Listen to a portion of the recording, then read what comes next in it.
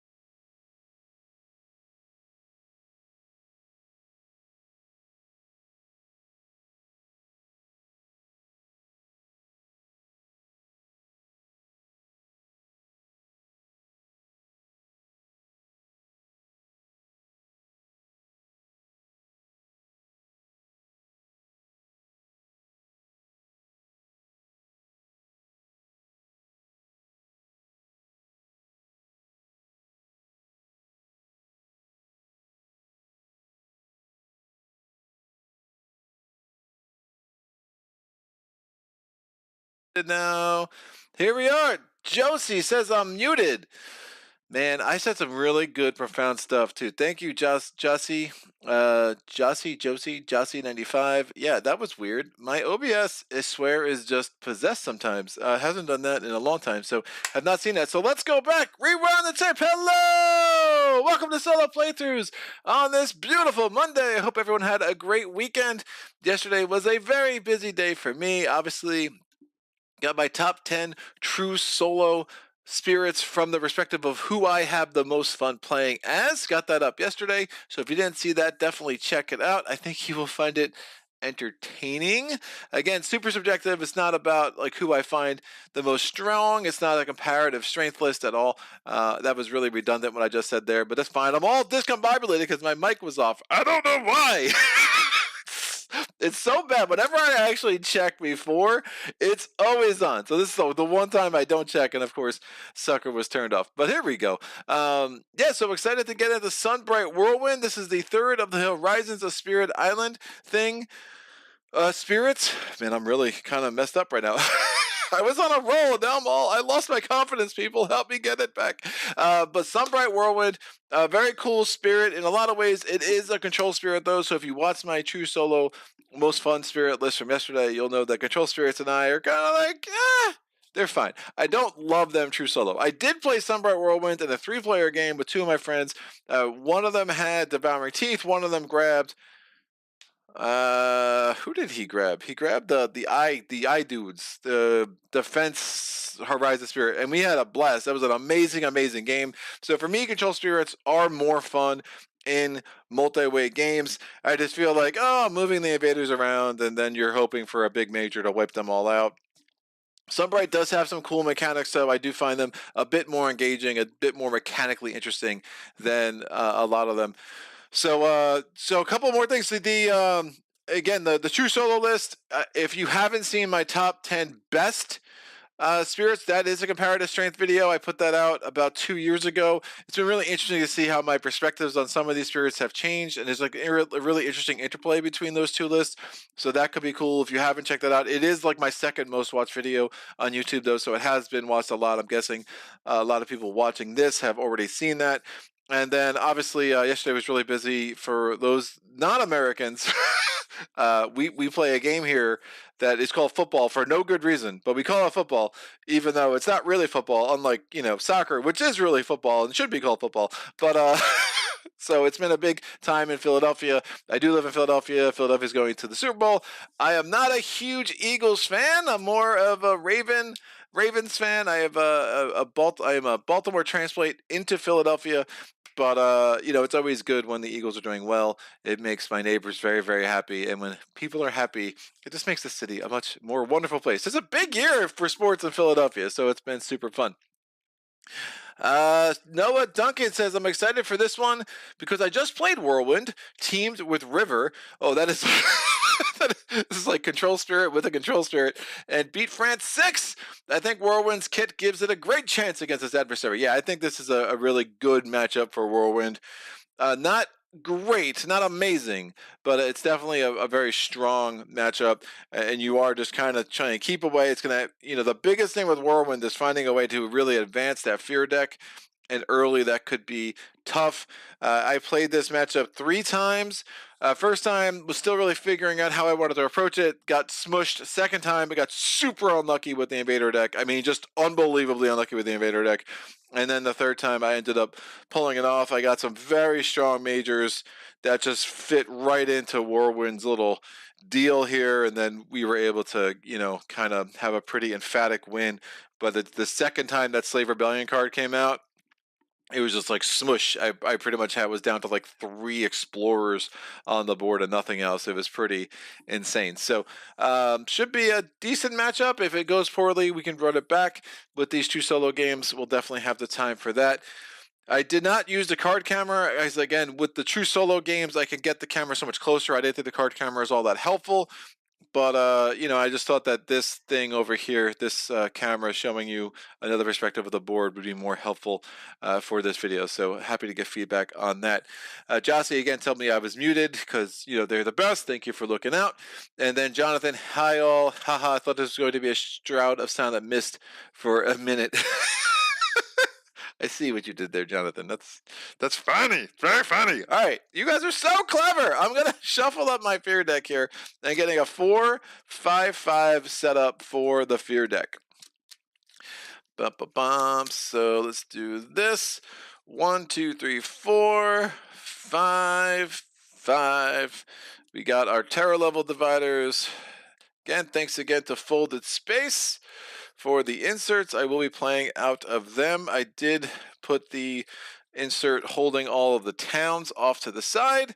And again, we start with only a supply of 7 towns for the entire game, because again, it's 7 per board that we are playing with. Going to shuffle up the event deck.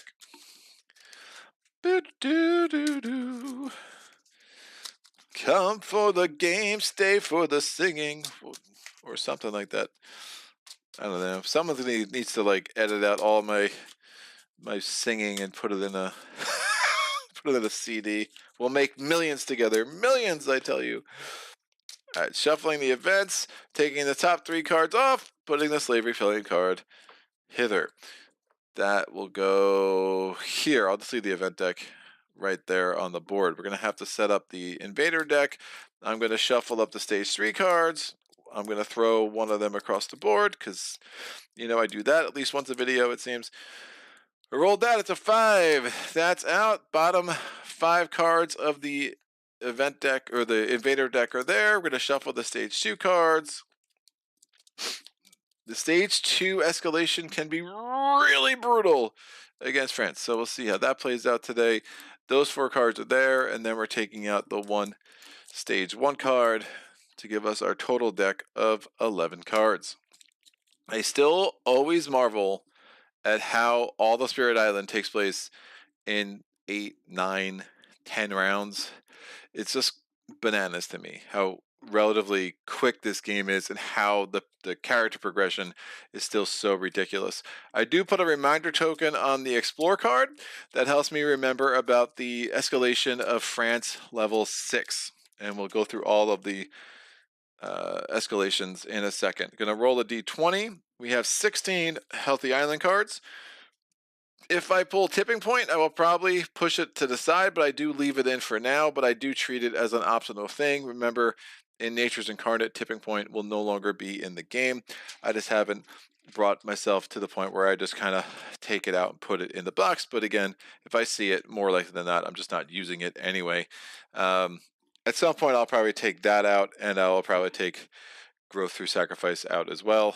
But, it's sad. It's a sad movement. I'm not ready. I'm not ready, people, and you can't force me to be ready. I'm going to take my time and let this marinate and properly heal before I before I take those drastic efforts. All right, we're going to shuffle this. Yeah, Growth Through Sacrifice is being replaced by another card, I think, with Nature Incarnate. I don't know. I'm still on one of the very few people, it seems, that does not think Growth Through Sacrifice is that brokenly good. But I don't know, man. I wish they just kept it and made it cost 2 instead of 1. I think it's so situational. If you get it early, great. If you get it late, who cares? Like, it's just one of those cards I just don't think is altogether that awesome. There are other blight removal cards. There are other things that help you put presence on the board. I just think Growth Through Sacrifice gets a lot of weird, commentary about it, considering how big that minor power deck and how situational it is. I mean, if it doesn't help your elements, you might not want it. There are definitely a number of times where I've looked at it and there were other cards that I just thought were stronger. So there's so much about this game that is situational that I just don't always. Growth Through Sacrifice isn't that auto ad for me, and maybe that's just there are times where I'm like I could see it being brokenly good, and there are times that I'm like, well, I choose not to take it in any one game, right? And because if there's another path that I find more interesting, I might just go ahead and do that.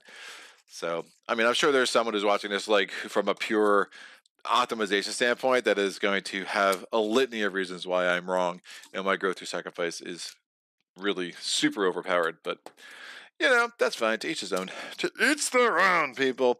All right, again, the Healthy Island card starts with 2 Blight plus the Eric Royce Loves You Blight. I mean, I don't know. I mean, he might not love you that much. He is the one who designed tipping points, so. But he has since realized the error of his ways, I guess. So that's helpful. All right, let me look at France. Again, Kingdom of France, Plantation Colony. France is basically, oh man, I saw that. I'll just do this real quick. France is basically running a slave colony on our island, and that's messed up. So they need to be punished, and hopefully we can pull that off with a frickin' fierce whirlwind powered by the sun. So France, the additional loss condition. The sprawling plantations before setup returned all but 7 towns per player to the box. Invaders win if you ever cannot place a town when you need to. So again, if there are 7 towns on the board, you have to place an 8th. You can't lose. Loser! That's the way that will work. Stage 2 escalation, demand for new cash crops. After exploring, on each board, pick a land of the shown terrain. If it has cities or towns, you add a blight to that land. Otherwise, you will add a town. Rough. All right. Level 1, France. Frontier explorers, except during setup after invaders successfully explore into a land which has no towns or cities. Add an explorer there. Level 2, slave labor. We put the slave rebellion event in the event deck under the top 3 cards. After invaders build in a land with 2 or more explorers, replace all but 1 of the explorers there with an equal number of towns. That is the best part about Sun-Bright Whirlwind, really being able to rather easily prevent too many extra towns from being developed. Level 3, early plantations. During setup on each board, add a town to the highest number of land without towns, and add 1 town to land number 1. Number 4, this is the one, if I'm going to forget anything, I'm going to forget this one. Whenever invaders build a coastal city, add a town to the adjacent land with the fewest towns. Slow healing ecosystem. When you remove blight from the board, put it here instead of onto the blight card. As soon as you have 3 blight on here, again 3 blight in the solo, it's 3 per player, so 3 blight here. Move it all back to the blight card, and then 6 persistent explorers. After resolving an explore card on each board, add an explorer to a land without any. Fear card effects never remove explorers. If one would, you may instead push that explorer. And note that does count for that extra explorer thing does happen with the initial setup explorer card as well, because it doesn't say after setup, so we will have to add an additional explorer on the board right from the jump. Yarrow, glad I managed to jump in on time for story time with Greg. That is correct, Yarrow. You have. Let's do it. Sun-Bright Whirlwind. Sun-Bright Whirlwind is a spirit of sun-warmed and gusting air. It spins leaves and dust into miniature cyclones, playfully snatching at small unsecured objects, and sometimes, when joyful or upset or full of vigor of nature, howls across the island, bending trees and abrading the landscape with pebbles, twigs, shells, and the occasional bird nest. Some Dahan take its appearance as a good sign for travel, and others have tried asking it to help bring messages to those far away. With mixed success, as it tends to lightly prank the recipients by mixing the messages worlds all about. Words, not worlds. By mixing the messages, words all about Storytime with Greg came to a whimper there. Uh, was not the strongest end, but you got the message. This dude is like a prankster whirlwind thing, spirit, whatever that somehow involves the sun. It's great. We're all and the art is still subpar for me, but personal preference. We starting setup, we're gonna put three presents on the board, one in the highest numbered sands, two in the lowest numbered mountain, and the rest of it really strong on control, some utility there. Offense can be decent. Stinks at fear, stinks at defense, but control is kind of defense when you really think about it. Oh no, I froze. All right, can you guys hear me? And am I still moving? Somebody let me know. Somebody let me know if you can still see movement on the board, or am I have to restart this? Today is not a good day. Because if I'm still moving, if everything is still looks right for your end, and it's only frozen on my end, I'll be happy to continue and just try to play it out this way. But if I'm frozen,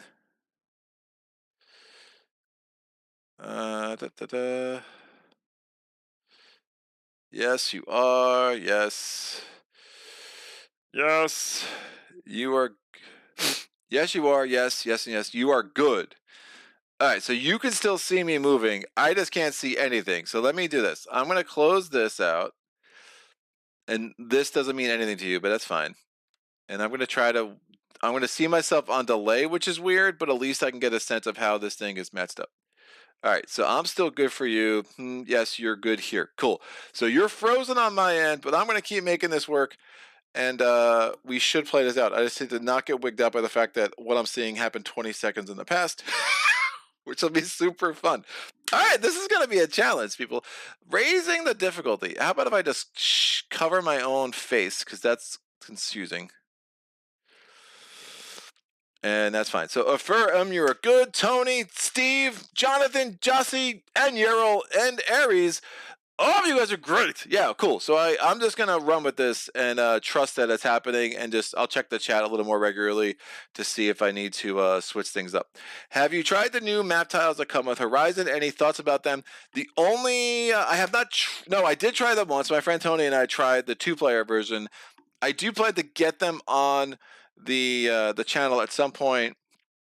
And I'm curious to get. I'm assuming G and H will come with Nature Incarnate, which is fine. It's a little weird that they're released only with Horizons, but again, like, how much does the board really matter?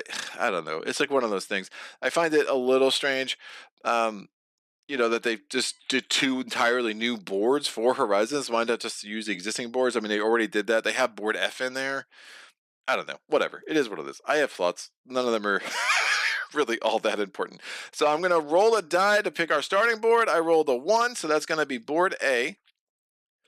It's a whole new experience, man. This is crazy. Yeah, this is wild. Like, and actually seeing how the delay works is so weird. Yeah, I don't know what's going on by OBS, man.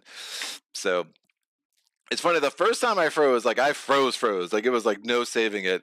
And then the second time I assumed I froze, and then I did all this stuff that I turned out that everyone else could still see what was happening. So I'll run with this, because if you guys are still seeing everything normally, then who am I to try to get in the way of a good thing? So I'm going to put 1 presence on the highest numbered sands. I'm going to put 2 presents in the lowest numbered mountain. We're going to have a beast in the lowest numbered land without a pre-printed setup icon, which is board 1. We're going to have a disease in blight in board 4. My phone just buzzed. Tony, what's up, dude? I appreciate it. Tony was like, "You're good." I was like, "Yep, you're the best." So he probably said that before. I might have just missed it. I have a double notification thing on my phone, which is probably more information than you really cared to hear. I put my jungle Dahan in land 3, my sands Dahan in land 7, my mountain Dahan in land 6. I'm going to have a town in land. Yeah, I was looking for my towns. Remember, I put them aside so I don't take from here. Again, town from here. We have one town there.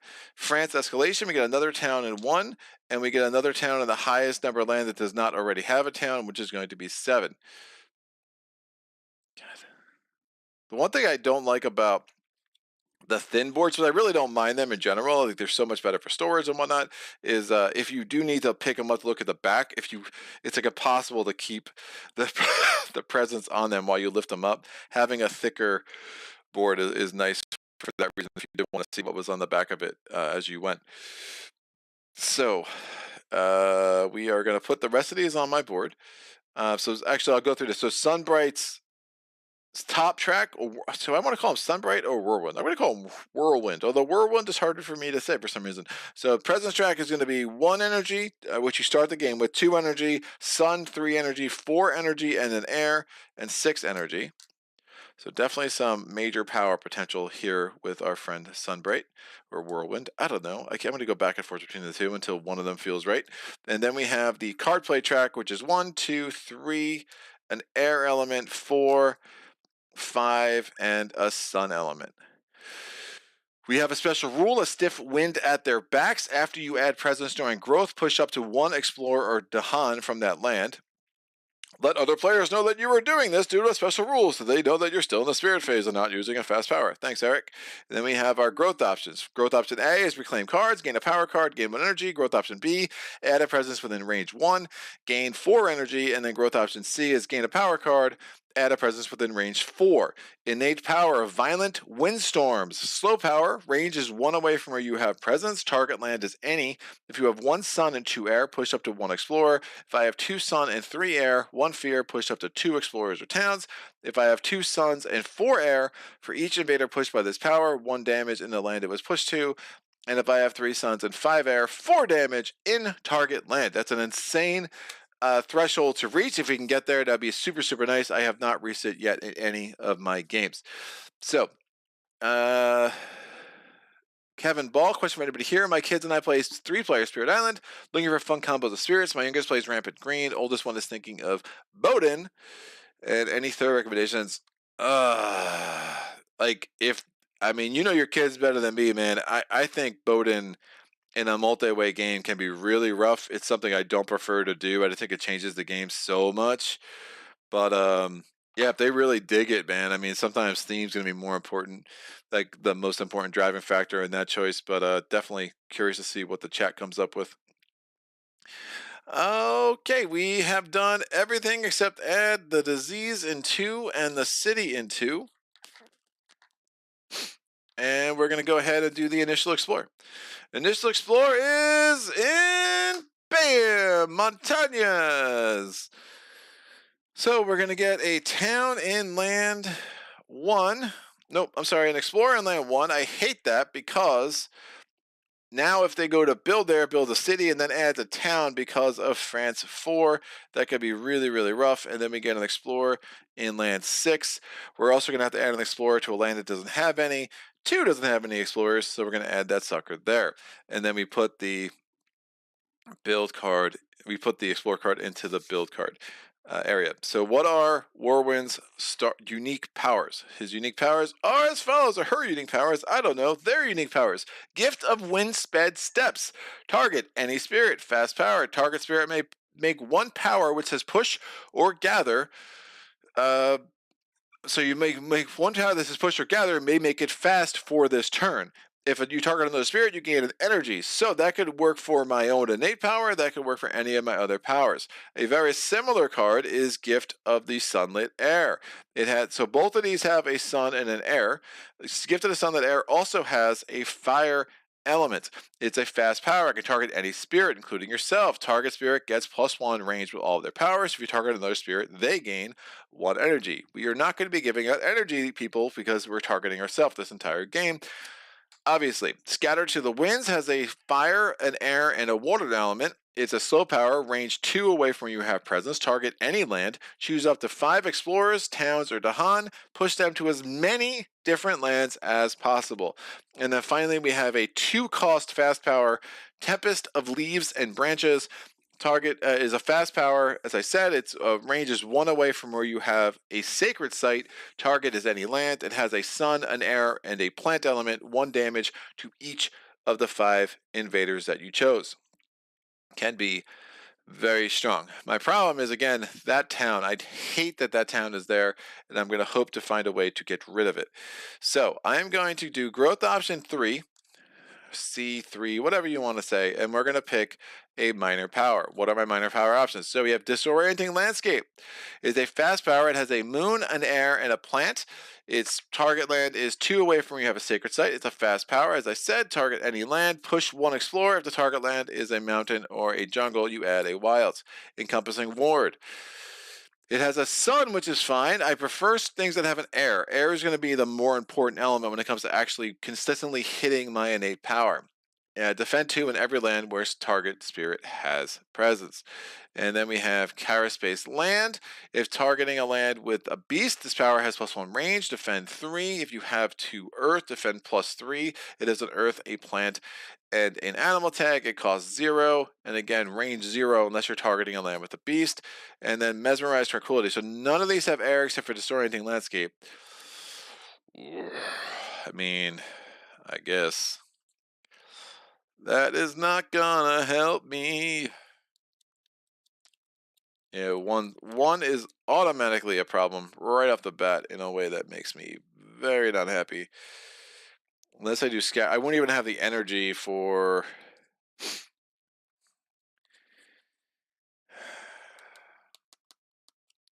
I guess I could have done Gift of Wind Sped Steps and then Scatter to the Winds. I won't have the energy for that. This is not good. This is very much not good. It's gonna be a rough start. Yeah, this hitting that first when you're playing France and that first explorer equals that land 1, which already has a town. So again, that's going to happen a quarter of the time. It's going to be a little bit of a problem. All right, no one else. Somebody else answer Kevin. Come on. All right, I'm going to take Disorienting Landscape. And the question is, do I want to do top track or bottom? I think I do top. I only do 2 cards this turn. Get some energy. I can try to get a big defend power for next turn. I just hate the fact that we're going to be adding so many freaking towns. I'm going to add a city and a town right off the bat this first turn, which is really gross. So what I'm going to do is I'm going to add a...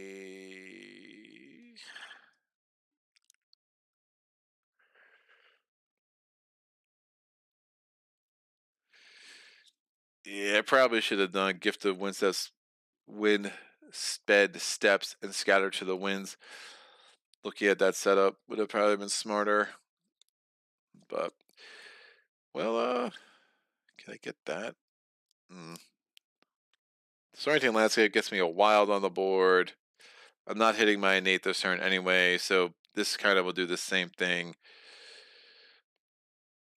And this way, this gets some extra energy to play with. So I'm going to take 2 energy from the presence track. I'm putting this presence.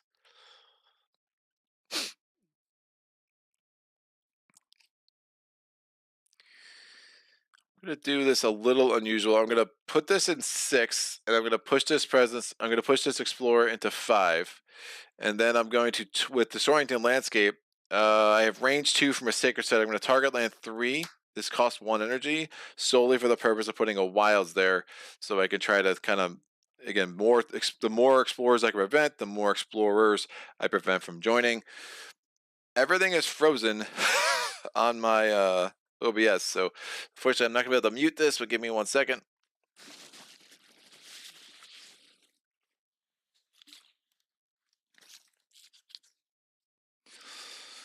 All right, now we're good. Let's see if OBS is still frozen. It's so weird, man. Yep, totally frozen. Very strange. All right.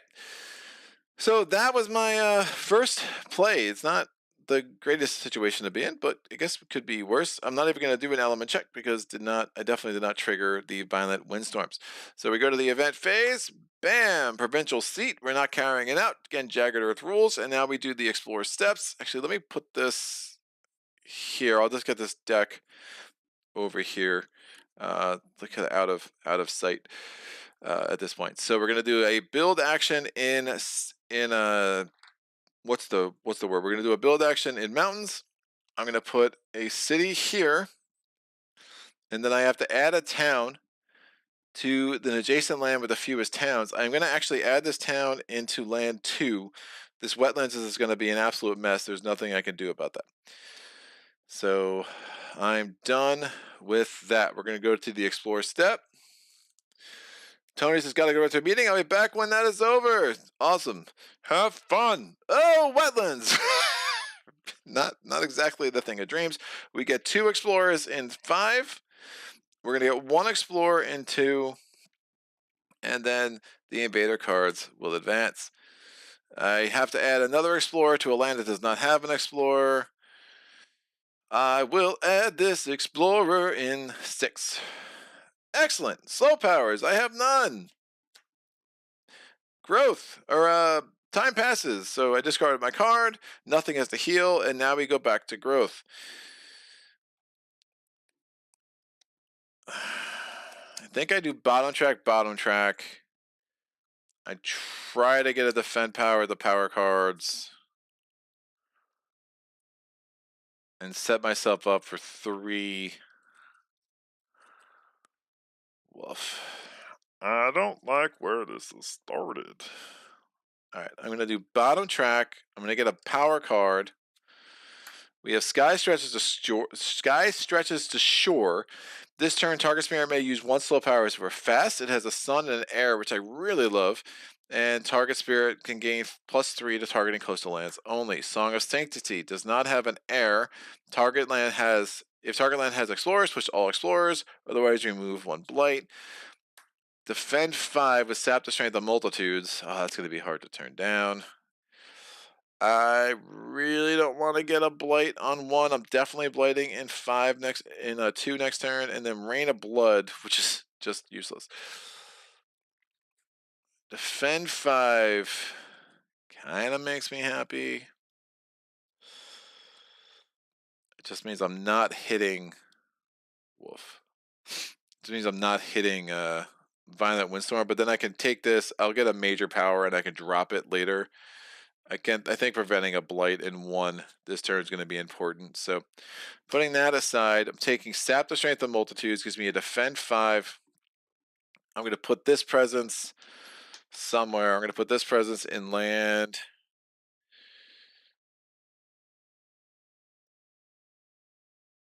Mm,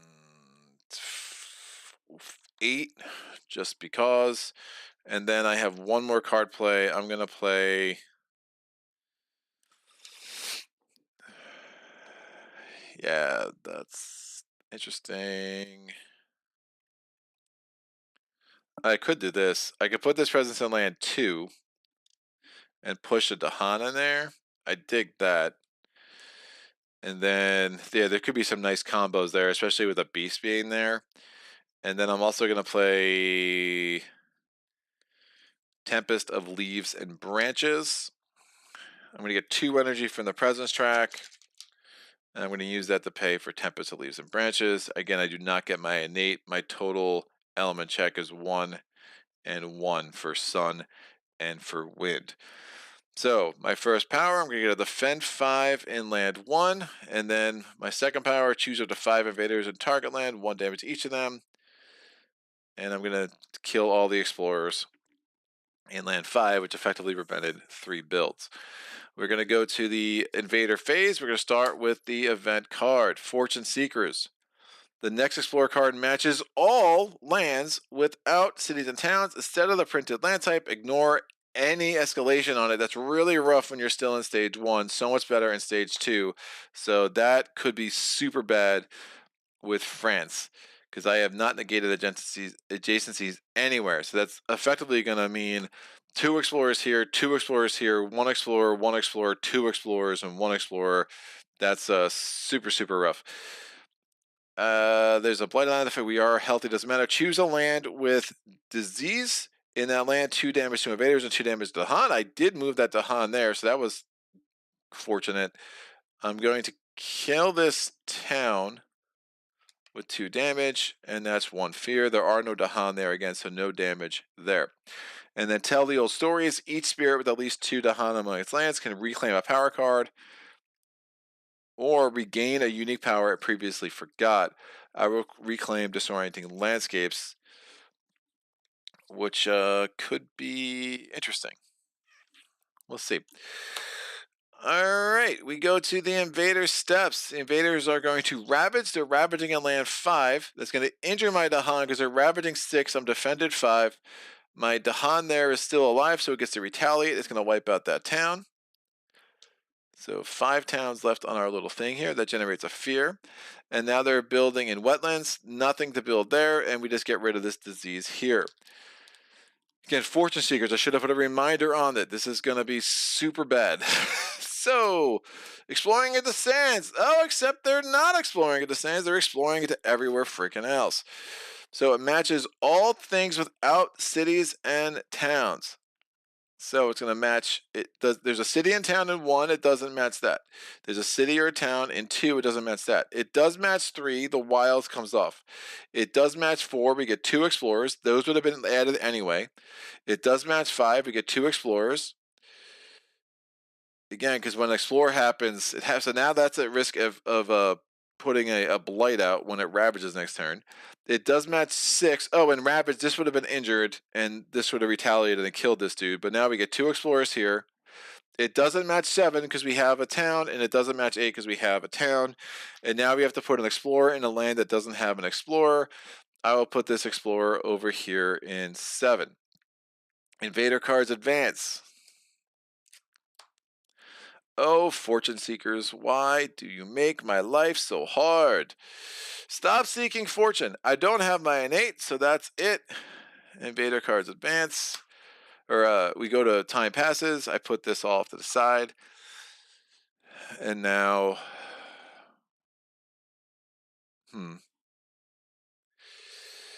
It's interesting. I could have reclaimed sap.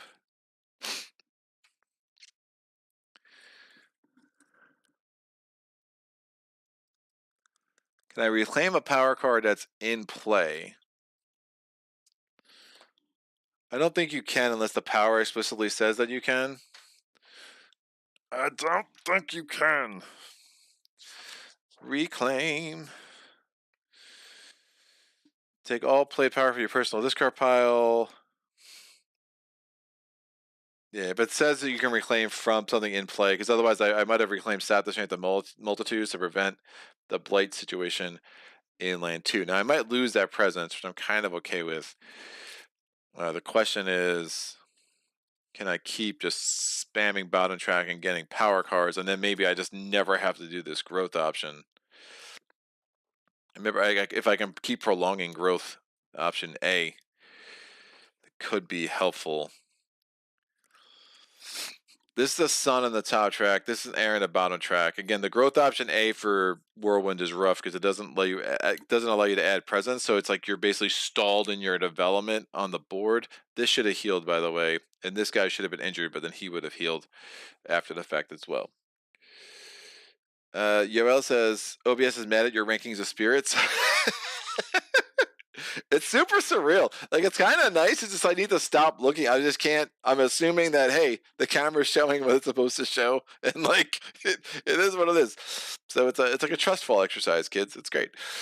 I mean, I'm glad I learned that, sometimes it's still working even when you don't think it is. All right. I'm gonna keep spamming growth option 3, which is really weird. I mean, at some point I'm gonna need to get a major. I just don't think that points now. I just don't have the energy. But if I can do growth option 3 the next 2 turns, get a bunch of cards, maybe get a major next turn. I mean, growth option B is so nice because it just gives you all that energy. But again, most of my cards are fairly cheap. So I'm going to do Growth Option C one more time. And I'm going to go from bottom track so I can play 3 cards. I'm going to put a presence into 5 so I can move this Explorer. This is bananas.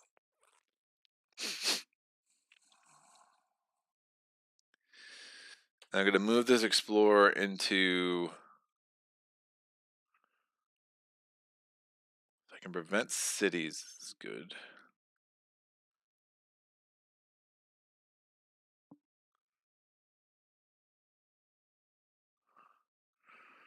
I don't know where I'm putting this presence yet. Let me think. I have to think. Thinking is hard, but this presence is definitely on the board. I'm getting a minor. Scream disease into the wind. Target spirit gains +1 with all their powers. Once this turn, if the target spirit uses a power targeting land, they may add a disease to that land. That's super nice. Delusions of Danger. Oh, it has exactly the elements I need. Plus, it gives me a chance for 2 fear, which will help me with the fear deck. That's nice. Treacherous Waterways. 1 Wilds, push 1 Explorer. Doesn't have my elements or Call to Isolation. Push 1 Town or Explorer per Dahan, or push 1 Dahan. I was thinking Scream Disease, but now I'm not so sure.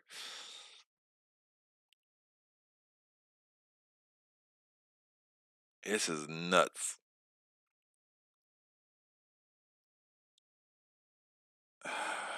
It's about to build 2 here.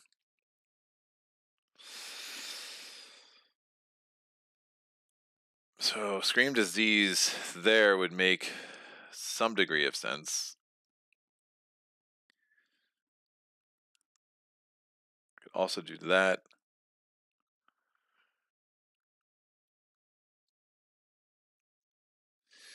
All right, give me Call to Isolation.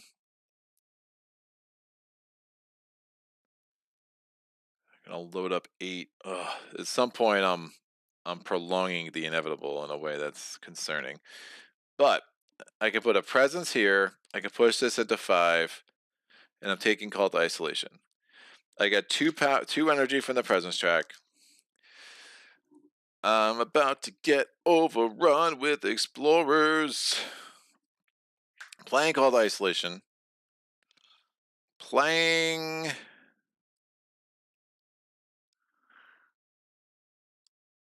Gift of Wind Sped Steps. And I'm playing Scatter to the Winds or Disorienting Landscapes. I will play Scatter to the Winds. That cost me 2. 1 and 2. That does give me 3 sun and 2 air.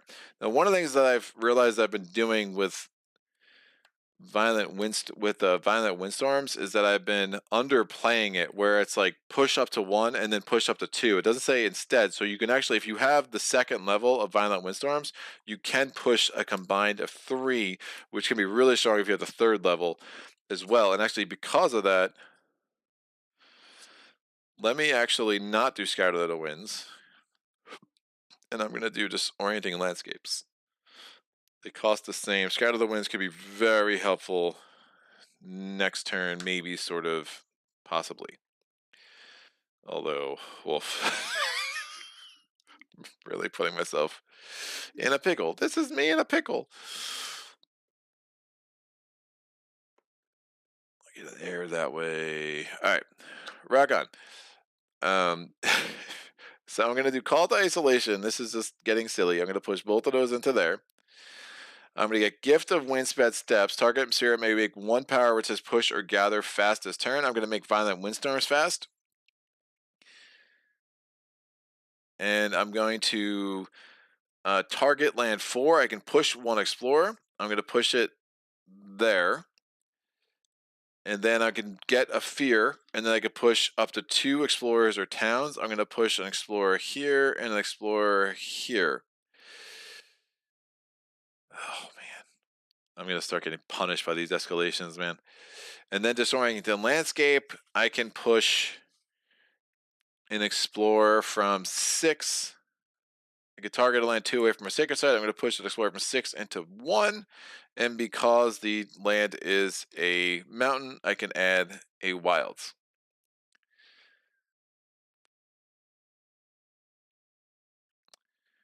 That's great. Looks good.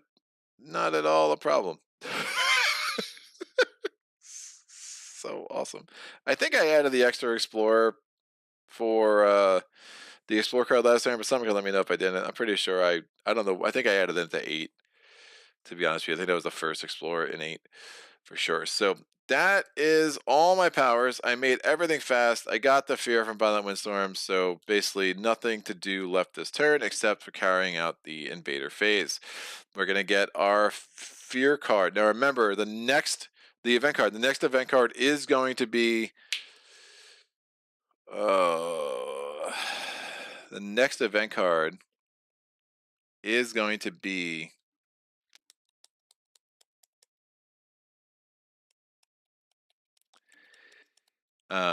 Slave Rebellion. So it might affect how I want to do things next turn. So sacred sites under threat. I feel the threat, people. All right, sacred sites under threat. Invaders have begun to find hidden places of national power. You may, so again, this is a very confusing card. I hate the way it's written, but basically the only thing I need to care about are sacred sites where there are also explorers. So I have one invaders. So I have one sacred site that has invaders. In that land, I can either destroy a presence, or if I choose to do damage, I could do 2 damage. I have to spend 3 energy aided by fire. Now, one option for me is to say, all right, well, let me dump these and then reclaim, because I think that's probably going to be a stronger thing for me to do. The rest of this turn, Beast Prowl. Each beast generates 1 fear if there's invaders, and then each spirit with at least 4 Dahan among its lands can gain a might or power. So that's super interesting. Wow. So I want to do damage in land 1, and I'm going to gain another minor power, which is bananas. There's no sun. This is why we can't have nice things. All right, I'm going to discard Gift of Sunlit Air because the +1 range doesn't help. I just don't like discarding the sun, but I'm also discarding the fire. And since I'm discarding the fire, that gives me 2 energy toward this cost. And then I'm going to use my last energy and pay that cost. So I've spent 3 energy, which means I could do 2 damage in a land with invaders that also has a sacred site, and I'm going to kill 2 of these explorers, which can really help. I don't want to lose presence because presence is everything. Yeah, I think getting rid of explorers can be really helpful. Now, each beast generates 1 fear because invaders are present in land 1, and then I have 4 Dahan among my lands. I get to gain a minor power. I'm going to look at the minor power deck. Our options are domesticated animals go berserk, 1 fear, defend 5, range 0, land has to have cities or towns, purifying flame, 1 damage for blight. If target land is a mountain or a sand, you may say remove a blight. Remember, if you move a blight, it has to go on the card until there's 3. I mean, on the France card specifically until there's 3. Lore of the Great Unknown does not have my element. It does have an air. It allows me to gather and explore a town into a land without invaders. There are not many lands without invaders. And then we have Territorial Strife, 3 damage to explorers or towns in a land with a city, or we can add a strife. Adding a strife can be helpful, but it doesn't have an air. I think Purifying Flame is going to make the most sense. Well, they don't have a lot of blight, so maybe not. Maybe not at all. I'm not going to be worried about Ravage next turn. The ability to gather with lore could be helpful.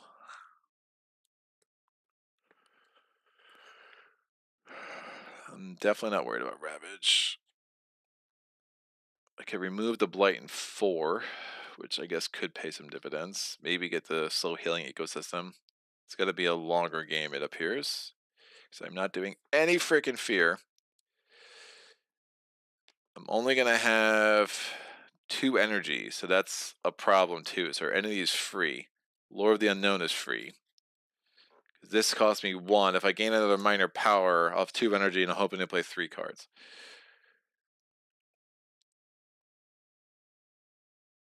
The chance of me getting a Sun Moon combo to get to Violent Windstorms level 3 is gross. Maybe I don't lose this one. I mean, what's Scatter to the Wind's gonna do for me? Oh, except prevent. It could prevent. Yeah, it could prevent really bad builds. So there is that. So I'll take Lore of the Unknown because it's free, and that could be more important than Purifying Flame. Although, no, I'll hope for a free card next turn. I think the fact that it has a sun and a moon is too good. I'm of 7 minds there, so I chose, option E when all is said and done. So that was done. We're now going to carry out our first Fear card, Terror level 1. It is Nerves Fray. Each player adds a Strife in a land not matching a Ravage card. Adding Strife is very good. I will add a Strife here. Hold on, I'm checking the wording of something. Yeah, I'm going to add a Strife to that town. It does not match a Ravage card. I think that could be really helpful. One could also be really good too, though.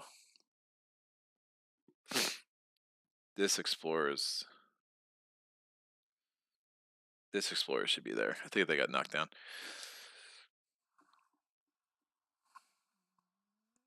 Do as many lands as possible.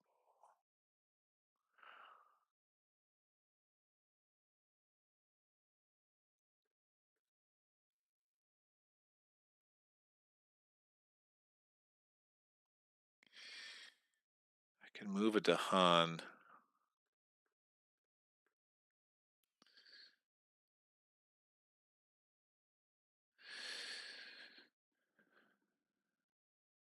And I'm trying to think how to set up Slave Rebellion next turn. It's going to be a big part of my strategy this game. But I think part of me wants to add that Blight to 1. But 1's not going to be ravaging for a while. Maybe. Unless that's coastal lands.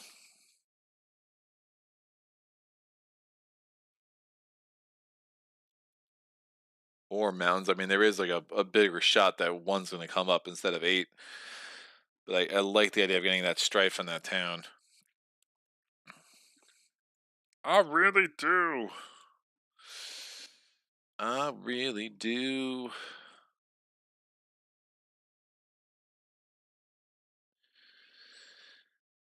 I think this will work best. Hopefully I can get a Dahan, another Dahan at the 6 for next turn, and you'll see what I mean when we get there. Alright. Oh, that's slow. Oh, that's even less useful. That's also slow. I use that fast. So I literally have no slow powers whatsoever. No fast powers. I need lore. I need lore for sure. I forgot that this was slow next turn. Because Gift of Windsped Steps is also done. I definitely needed lore. No matter how I cut it. Interesting.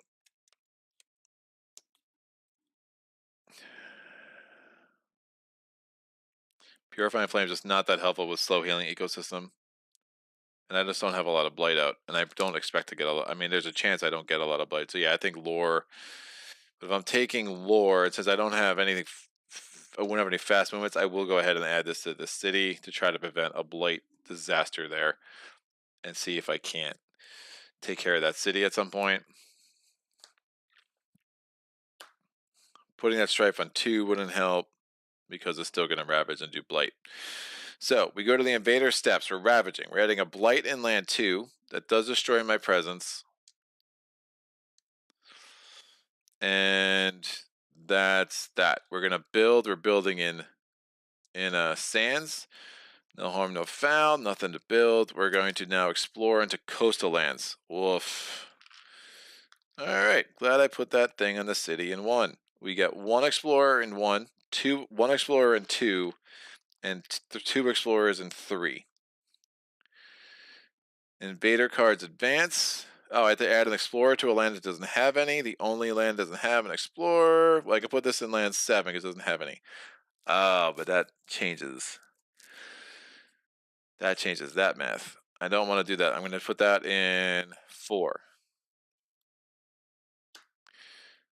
This will come. This stays there. I'm not playing against That's not the high immigration tile, Greg. And we already added the extra explorer. Woo! All right. Pascal, oh, the Horizon Spirits good for people who already have the rest, says Pascal. Kevin says the completionist, and me says yes. Pascal, I like them. They're definitely stronger low complexity spirits in my personal experience so far. Are they worth it? I think so. I mean, they're good. I mean, they're more interesting. If I'm playing with newer players, I have more options to give them in a way that I really like. I think the boards are more interesting. The fact that they all have elements, there's a lot more uh, things going on with them. Um, they do feel a little bit elementary at times if you're a really experienced player, but that's fine. I mean, you could do some crazy things with them and like have some interesting combos. And I think that for the price, you're not getting a lot of components, but if you think about the development of 5 new spirits and all unique powers, I think it's a good price point, for what you're getting. I think there is a lot of value there. So I'm not going to say yes. I'm not going to say no. This was my friend's copy who let me borrow it. I was supposed to get a review copy from Greater Than Games, and I just haven't yet. So I don't know what's going on with that. It's just kind of in limbo. So I just borrowed my friend's copy to get these on the channel now. And if I never get a review copy, am I really going to be that eager to go out and buy the Horizon Spirits? I don't know. I mean, there's already so many spirits, and there's so many games that I play, right? So, like, for me, I'm always worried about like content bloat, but I've really enjoyed playing them. So that's a very convoluted way of saying it depends. What you're valuing and what you're looking for. All right, this is done, and now we can go back to growth. Because I did that fast with Gift of Wind Sped Steps. Of course, 2 is a mess.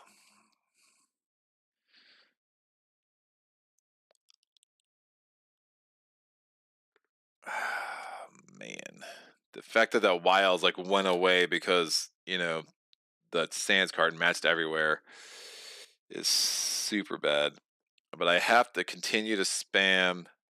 Lore is cost 0, so that's another thing. So I will have the freedom to take the best absolute card here. That's one of the other benefits of getting rid of Purifying Flame. What I was thinking was, just to kind of track my thinking, I was thinking, well, I could use Scatter to the Winds to get a town in here, knowing that Slave Rebellion's up. But when I realized that actually Scatter the Winds is slow, I really needed Lore of the Unknown to get that done.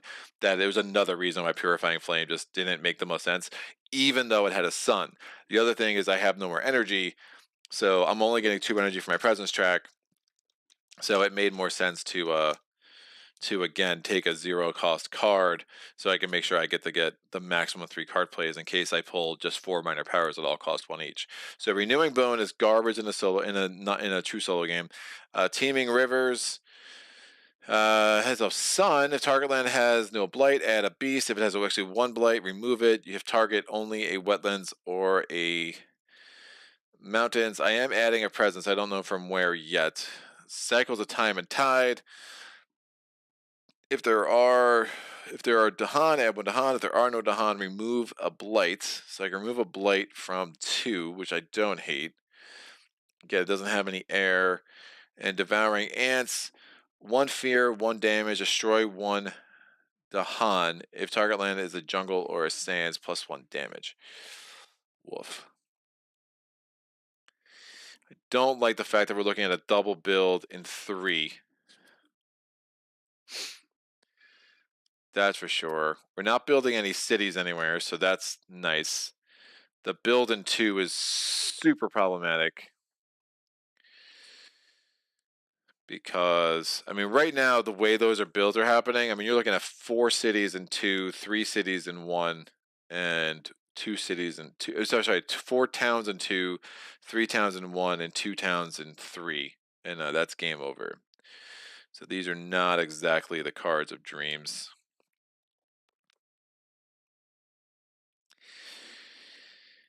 Yeah, Gift of Windsped Steps would have been really nice. Just not gonna have it.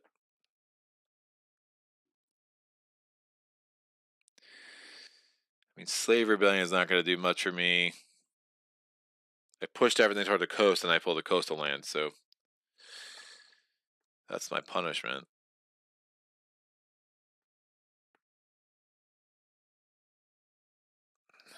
That is my punishment. I think I take Cycles of Time and Tide. Cost 1. See if I can survive this town onslaught that's about to happen. Plus, remember the Explore card might also force me to add a town. So that's a problem.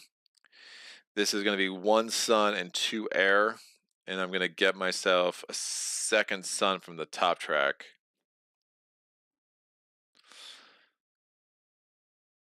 So I'm only going to have the first level of Violent Windstorms.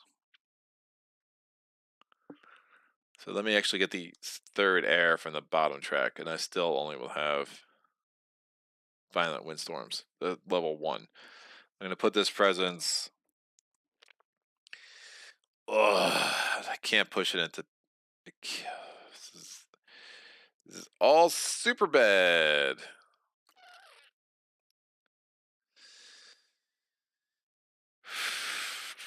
If I could make scatter fast, that would be a lot better.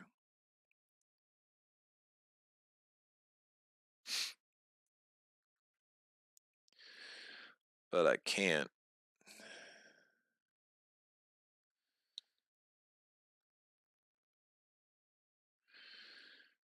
Yeah, I think I'm going to lose additional loss condition.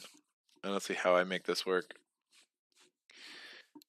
I don't see how I make this work. This is way too many explorers. I mean, this is that Sands matching. What was that event? That Frontier Seekers. Oh, that's a really rough explore card early.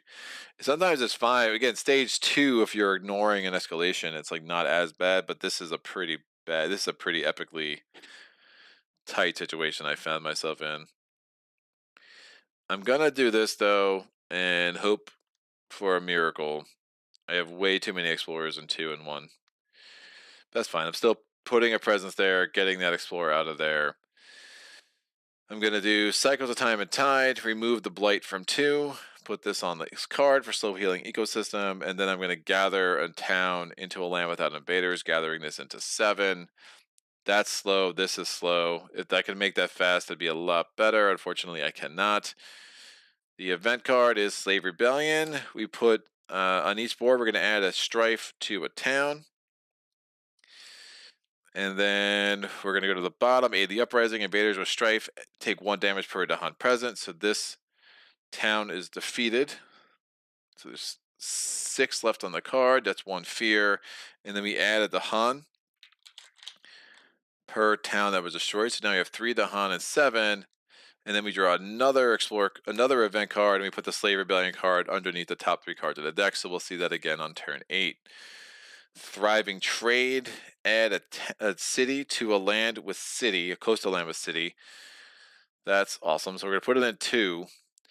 Now remember what that does. So because it's adding, if there was a build action, it would add a town on an adjacent land. It's not a build action, it's just add a city. On each board, add a.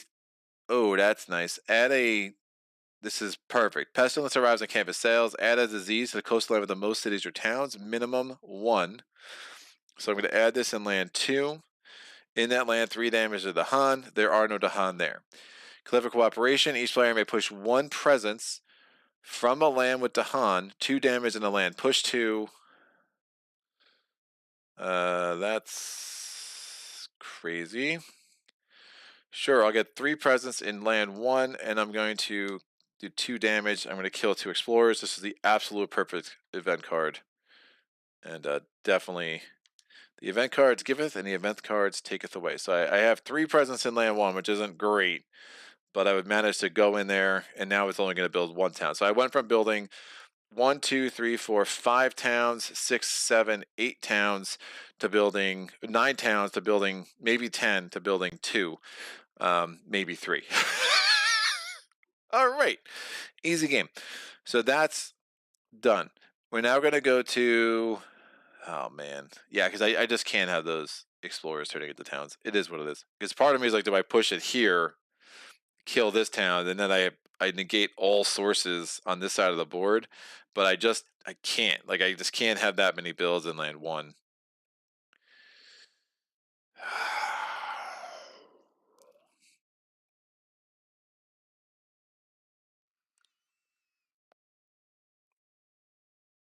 Yeah, this is nuts. All right, done. We're going to do Invaders Steps. We don't have any fear cards. We've generated a whopping 5 fear this game.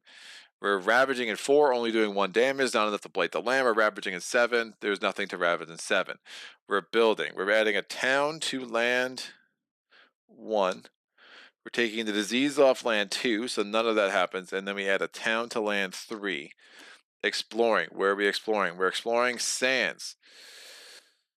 I might regret my choice to not have take away that town.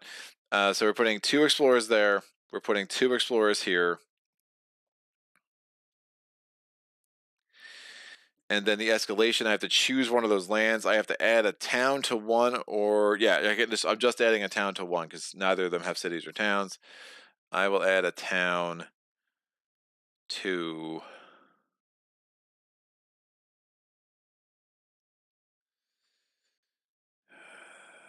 that could work.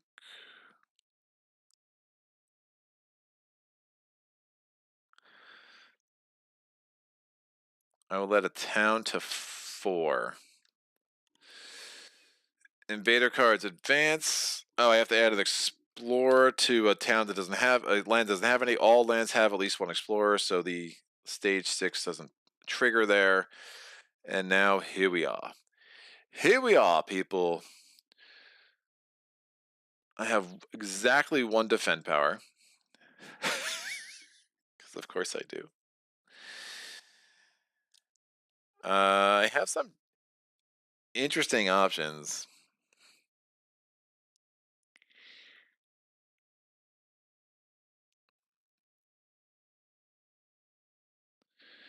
I'm going to scatter to the winds.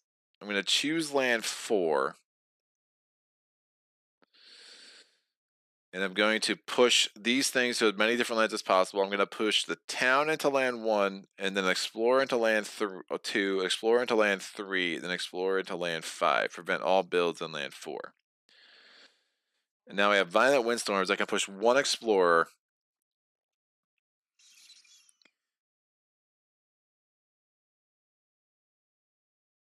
Range 1, I will target land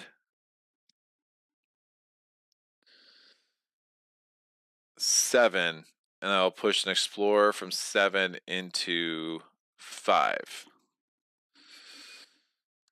All right, that's done. I have no money, and that's a problem. But we're going to do growth option 1 for the first time this game. I'm going to have 3 card plays, and I'm only going to have 3 energy, but I do get to gain a power card. And I think it makes sense for me to gain a major because I don't need all these cards in my hand. Let me check the chat. Pascal says a bit much with Nature Incarnate on the way, but I guess I'll pick them up eventually.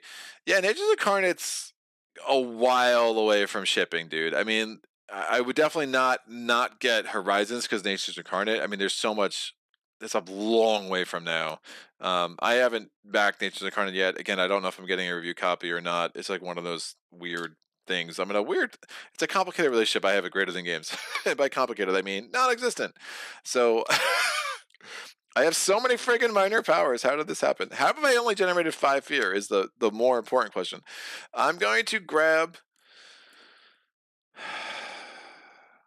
Yeah, this is nuts. I'm going to look at the top 4 majors, and I'm going to have to forget a card. Pent-Up Calamity, add a disease and a strife, remove any number of tokens, 1 fear and 3 damage. It does not have an air, so it's going to be unlikely I'm going to want that one. Pyroclastic Flow. 2 damage, destroy all explorers. If target land is a jungle or a wetland, add a blight. Destroy all explorers is nice. Why is it targeting jungle or wetland? If I have 2, 3, and 2, I could do 4 more damage and add a wilds. That's actually a fairly easy threshold for me. So Pyroclastic Flow, and it's range 1 from where I have presence in a mountain.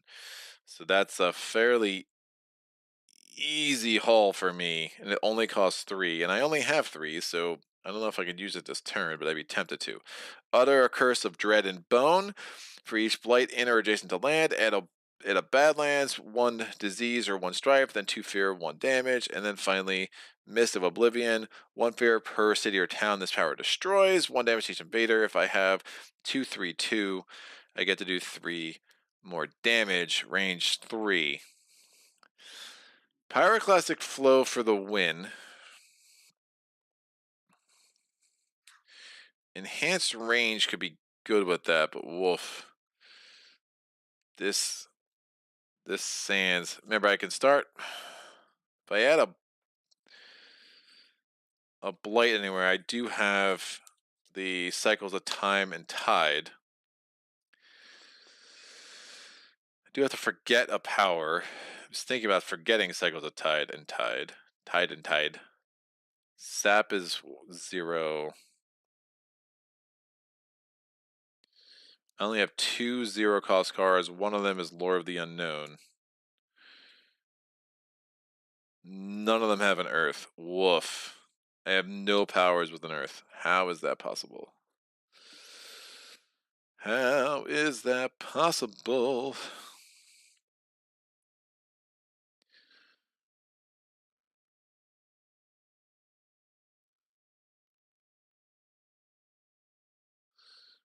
I'm not adding a presence, so I don't get to push anyone.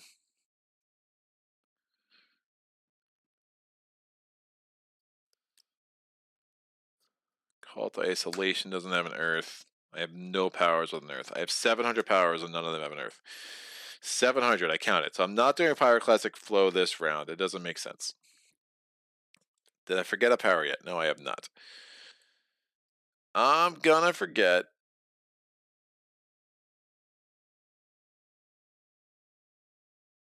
I need Sap to Strength this turn. I wish I had more.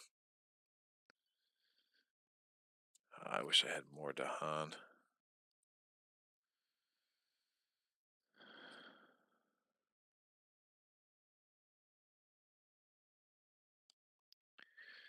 Push to add a Dahan.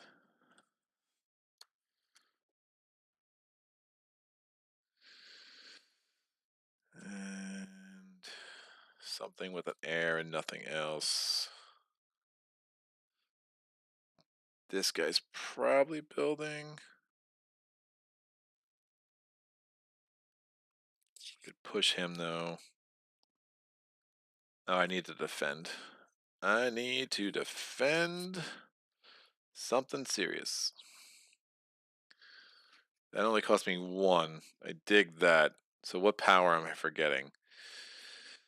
The power I will forget is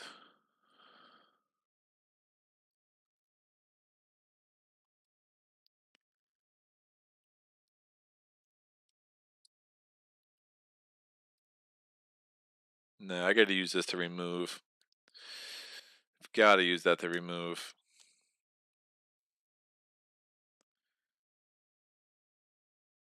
Defend 5. Don't want to build there. I'm going to forget Lore of the Unknown because I think there's going to be too many lands with invaders to make that useful ever again. I've got to use that to remove.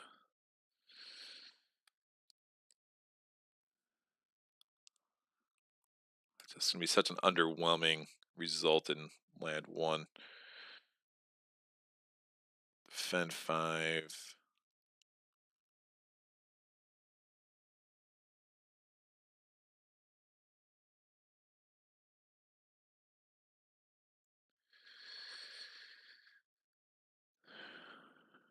Two damage.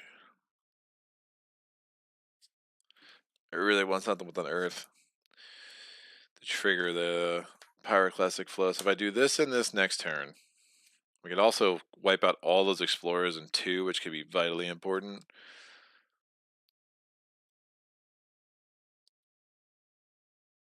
One damage to 5 different invaders.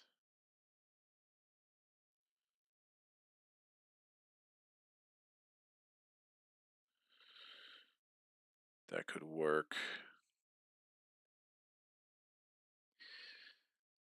Let me try that. Nothing. They're building a town there. I think I let that happen. There's no real reason to not do. I can't add a wilds there or anything. Hopefully the Han or something there will be able to trigger that. So I dig this. So I'm going to spend the 2 for Tempest of Leaves and Branches. That gives me the second level of Violent Windstorms. No sun there. I would definitely start to trigger the 3rd level. I just don't know if that's going to be in the cards. And that will allow me to push up to 3 combined between the first 2 levels. All right. Element check. I have 2 sun. I have 3 air. I already did that.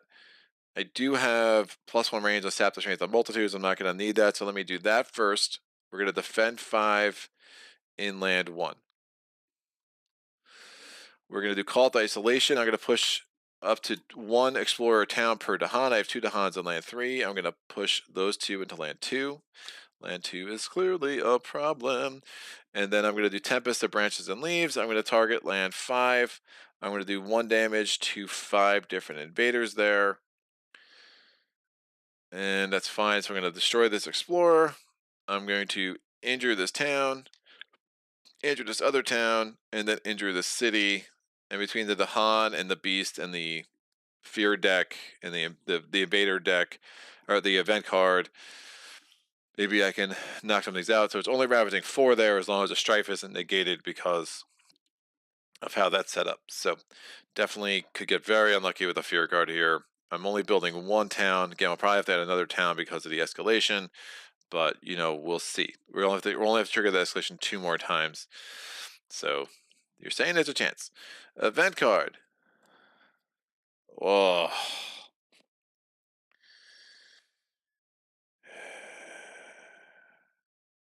That's lucky.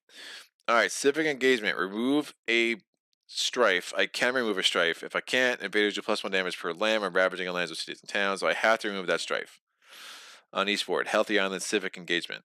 Casualties of Fang and Sting. Destroy 1 explorer town in a land with beast. I'm going to destroy this town, and that's 1 fear, and it's not one of those cards that removes the beast token if it destroys a city or a town. So that was lucky because now it's still ravaging. So the strife went away, but now it's still only ravaging 5 in that land, so I'm good, and then I can wipe out that city and when I retaliate, which is great because I need fear. And then keep far from the lands of plague. Push 3 Dahan from a land with disease to lands without disease. I have number disease on the board, so that's not a thing. We're going to ravage in coastal lands. I'm defended 5, so no blight. I retaliate. I wipe out the city. 2 fear, my second fear card of the game. I'm ravaging here. Injured, retaliate, kills that explorer. We're ravaging on land 2, ravaging 700,000 and 1 blight. We're building, nothing to build in land 2. We're building, nothing to build in land 4. We build a town in land 7, exploring wetlands. That's super fun. So we get 2 explorers into land 5, 1 explorer into land 2, and then I have to add a town in land 5 or a blight cascade in land 2. I think I'll add a town into land 5. Invader cards advance. I do have to add an explorer to a land that doesn't have any. And a land with no explorers is going to be land 1. This can come off. I'm going to be able to do violent windstorms. Don't have much in the way of defend, so this is a thing. They're about to build 400,000 towns in land 4. In land 2, I mean. Which is super rough. Alright. Wow, I need 4 card plays next turn. We'll have the energy for 4 card plays next turn. 1, 2, 3, 4. That costs 6. I will have 6. Yeah, it's fine. We can survive another round of this. But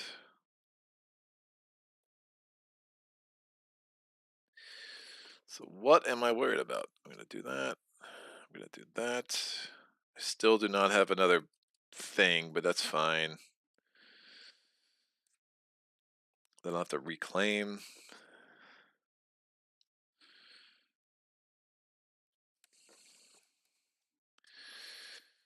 I don't know what I want to push.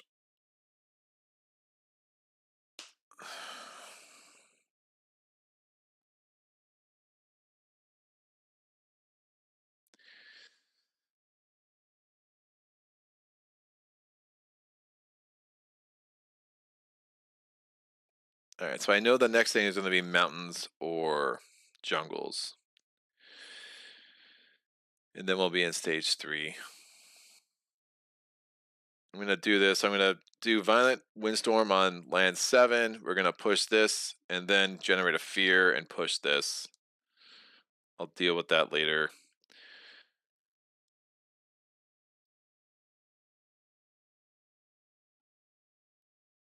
That will work. All right, we go to time passing. This town heals. I go to growth.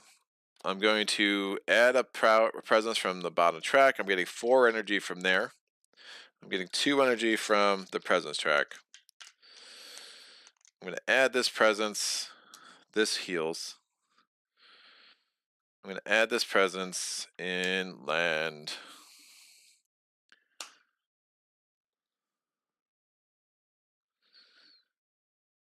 Six to push this explorer here. And now we're going to go to picking our powers. I have enough I have 4 card plays. So I'm doing Pyroclastic Flow. I still don't have another Earth, which is unfortunate, but I'm going to do Cycles of Time and Tide. I'm going to do Gift of Wind Sped Steps, and then I'm going to do Scatter to the Winds.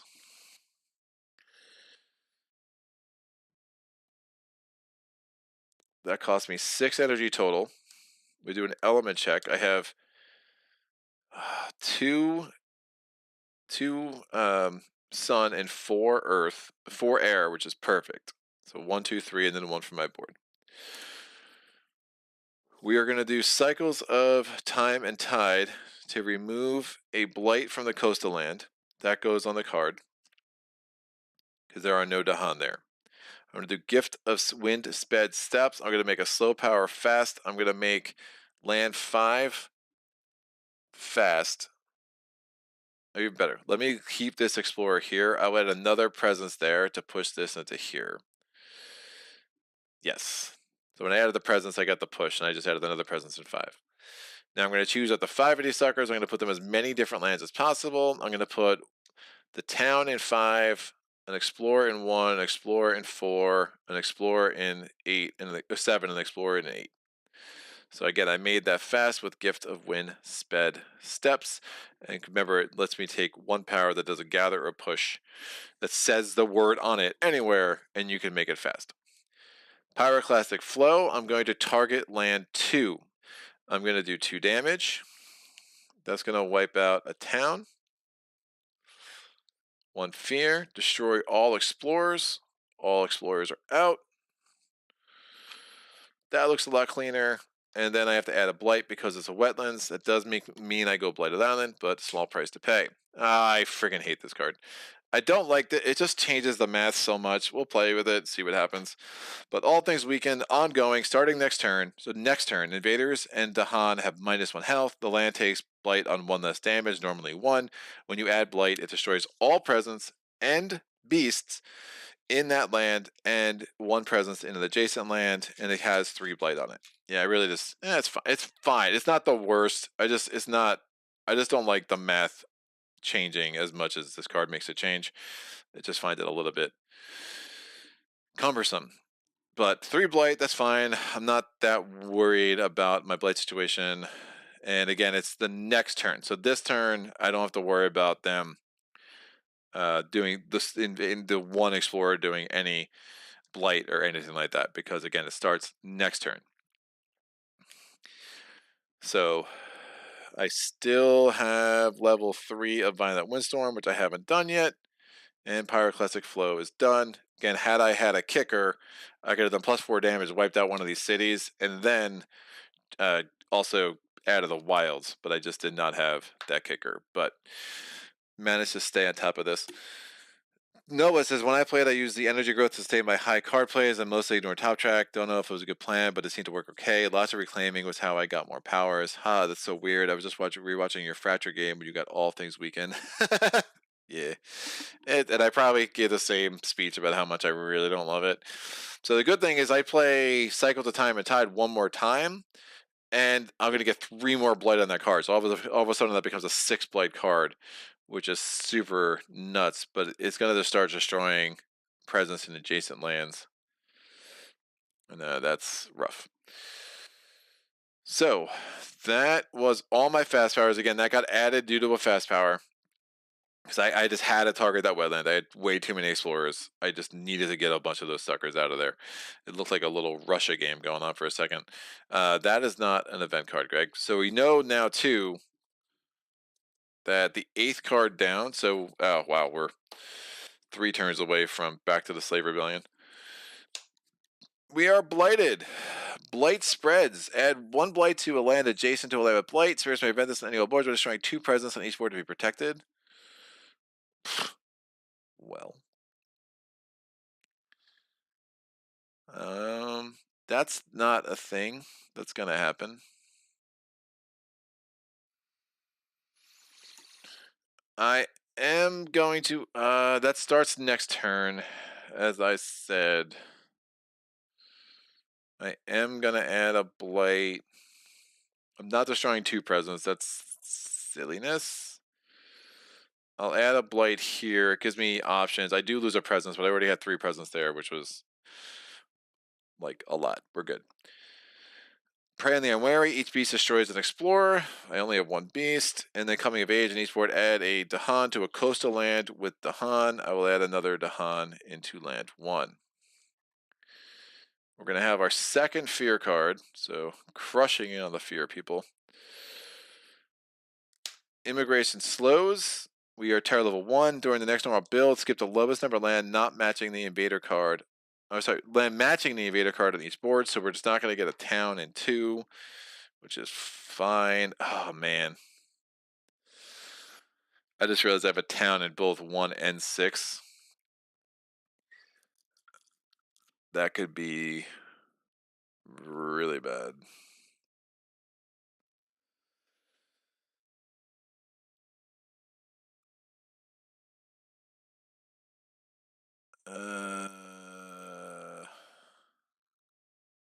I don't remember when that town got there. Did I push? I don't think I pushed it from there. Woof. Did I push it? No, I pushed it from. I think I pushed it from here. I don't want that, because if that card could be mountains, that's a bad idea. I'm gonna do this. I'm pretty sure I pushed it from 5. If I didn't, somebody could let me know. But when I targeted 5 and I did Scatter to the Winds, remember I had to do 5 adjacent lands because I had as many different lands as possible, and I pushed a town there and an explorer there. I wanted to change that up. I wanted to do a town explorer here, a town there, just because of that's mountains.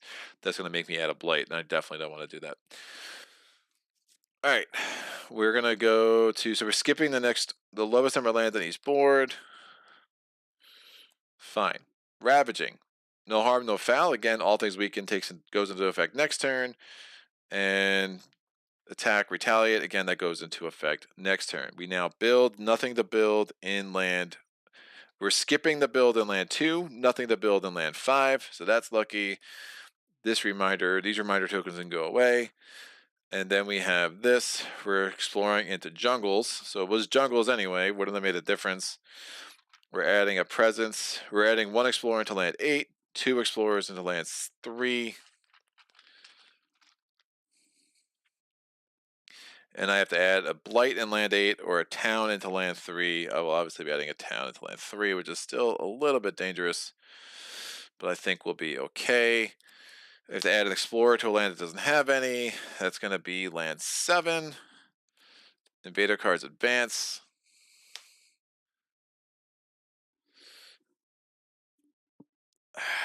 Remember, Remember the time. All right, it's ravaging in land 2. All right, I'm going to push.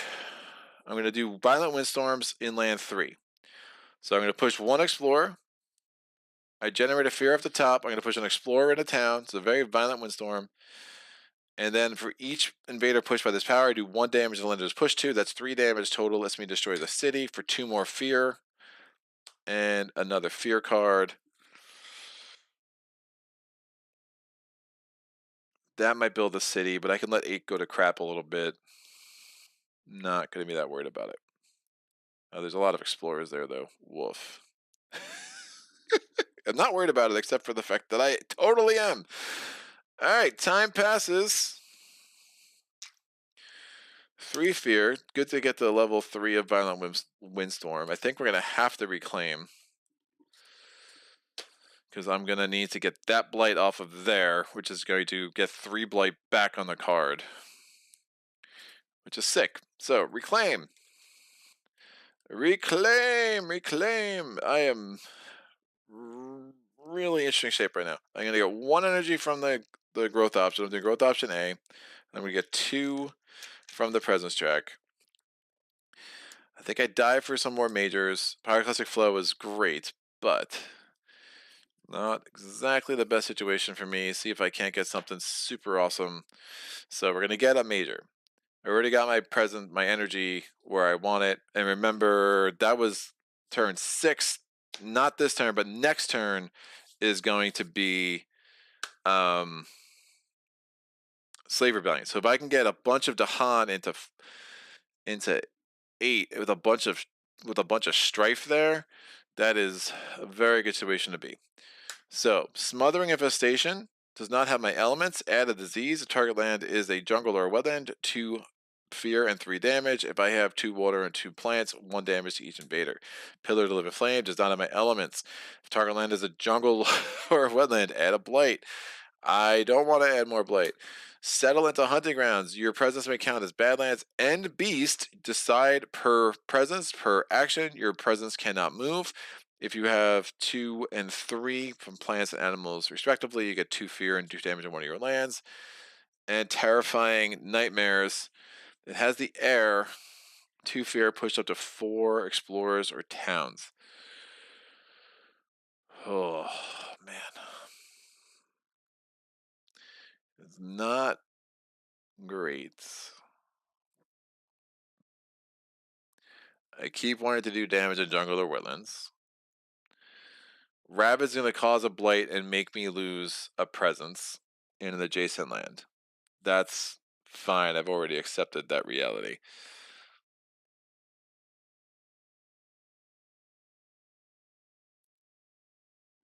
+1 damage each invader.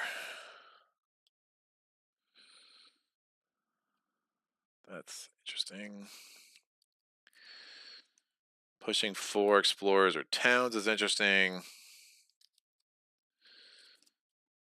Smothering Infestation is a great way to wipe out 2. I mean, I'm still not even in, like, I'm 3 from Terror level 2, which is freaking bananas. We're hitting Invader stage 3. Wilds would be my friend. I do not have any wilds. I can add a wilds to 3.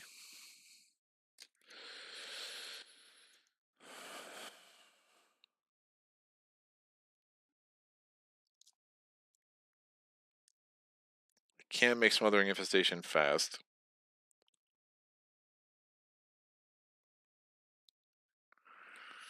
I can't really do Pyroclastic Flow on it because it would cause a blight. I'm stumped. Can I get Pillar of the Living Flame is 5 damage is sick, and I could actually potentially trigger the kicker, which is 8 damage, but I'd have to basically use none of these cards on any other turn.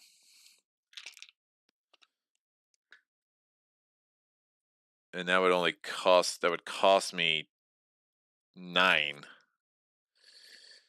9 or 9. If I get 6. I have to keep on to 3. If I get 6 next turn, I hold on to 3. I could do that next turn, but there's no way I'm holding on to 3. No way I'm holding on to 3.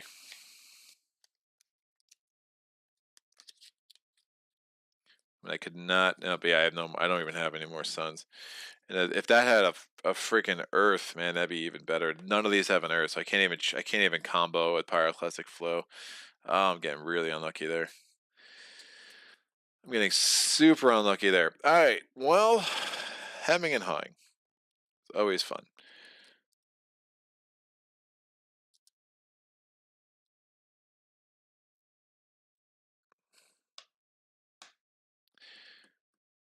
I don't hate Terrifying Nightmares. It gives me some fear. I'm not doing a lot of damage. It allows me to push towns fast. I think that's going to be the best bet, especially with the Slave Rebellion card coming up. All these are over here. I'm going to drop a card. What am I playing this turn? I'm going to play Cycles of Time and Tide. Probably get rid of this Defend 5. I don't know how helpful that's going to be anymore. This Orienting Landscape makes some sense. And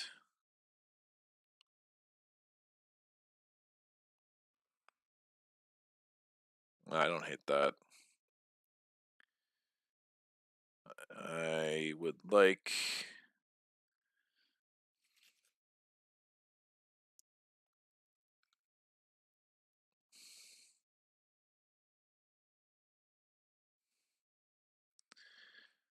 Windsped Steps, maybe?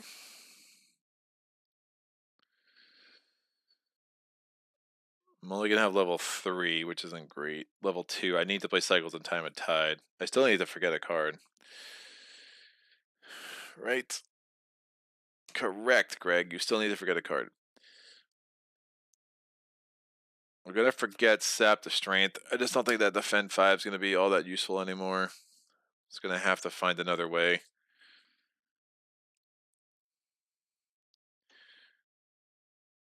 And I definitely want to get another Sun in play, so I'm looking at one of these 4 cards.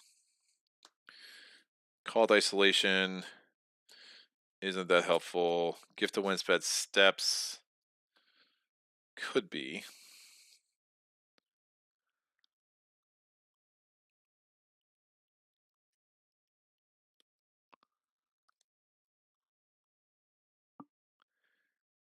Or I could even do that. That's probably better. Yeah, we'll do Tempest of Leaves and Branches. So 2, 1, 1 element check. We have 2 air, or 2 sun, and 3 air. 2 on my cards, 3 on third on my board. It's going to be the second level of Violent Windstorm, which will let me push 3 as a slow power, which I like. So targeting land 2, removing this. That's the 3rd blight per player on the card, so I get 3 more blight on the Healthy Island Blighted Island card. It's ravaging 6. It's going to be a blight, and I'm going to have to lose a presence. It's fine. Disorienting Landscapes, I'm going to target land 3 and just add a wilds. And Tempest of Leaves, I'm going to target land 8. I'm going to do 1 damage to 5 different invaders. So 2 towns get 1 damage, and 3 explorers are out, which will help make the build not awful. And then I'll just leave my innate for a slow power. And I have no energy, so be mindful of that, kids.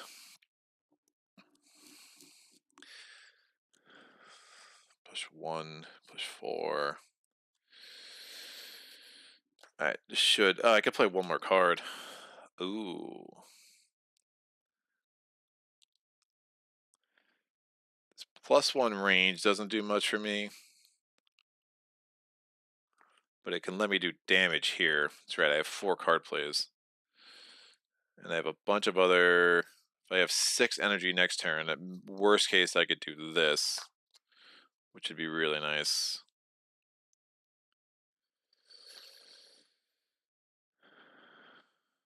I won't have the money for terrifying nightmares.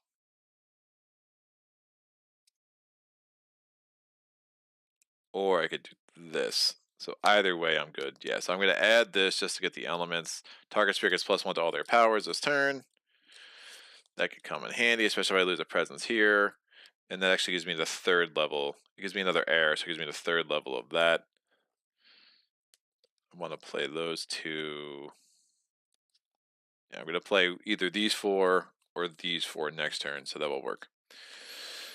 All right, 4 card plays is weird. Was not expecting this. Here we go. We're going to go to the event phase. We have no more stage 2 escalation, so we don't need to worry about adding a town out of nowhere. We won't need to worry about, oh, they both have they both have towns, so we're going to add a blight. Oh. All right, let's go back. Maybe hit the top level of your innate and make it fast so you can push out 8 and 4, deal 4 damage. Yeah, I could definitely see that. Oh, I guess you have to play cycles to remove a blight in the fast phase. You can't really hit the top level. Never mind. Towns only have 1 health because of the blight card, so Tempest kills towns. Steve pipes in, aren't they weakened killing the towns? Yeah, this is why I don't like all things weakened. Because I just forget. I have a memory problem. Yeah, great. They both have 1 health. So yeah, the math gets better. 2 fear. Look at me. Killing it, kids. That's super interesting. So let me do this. Let me actually put the Explorer there. And I did another damage to the other town. That's 3 fear. It gives me a 2nd fear card, and now both fear cards are terror level 2. Now remember, fear cards cannot remove Explorers, but they sure as heck can push them. So I might be able to prevent that build in 8 altogether. Yeah, all things weakened's wild, man. Invaders, all that -1 health. Yeah, all right, cool. Works for me. So we're going to go to the event card. Is Numinous Crisis. The spiritual energy of the island weakens in life's connections. Oh, as life's connections grow ever tattered, you may remove 1 blight per player from the blight card.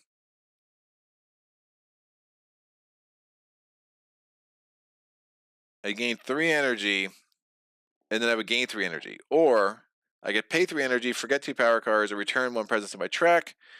I'd add 1 blight per player to the blight card. That's not worth it. I think I remove 1 blight. I get the 3 energy.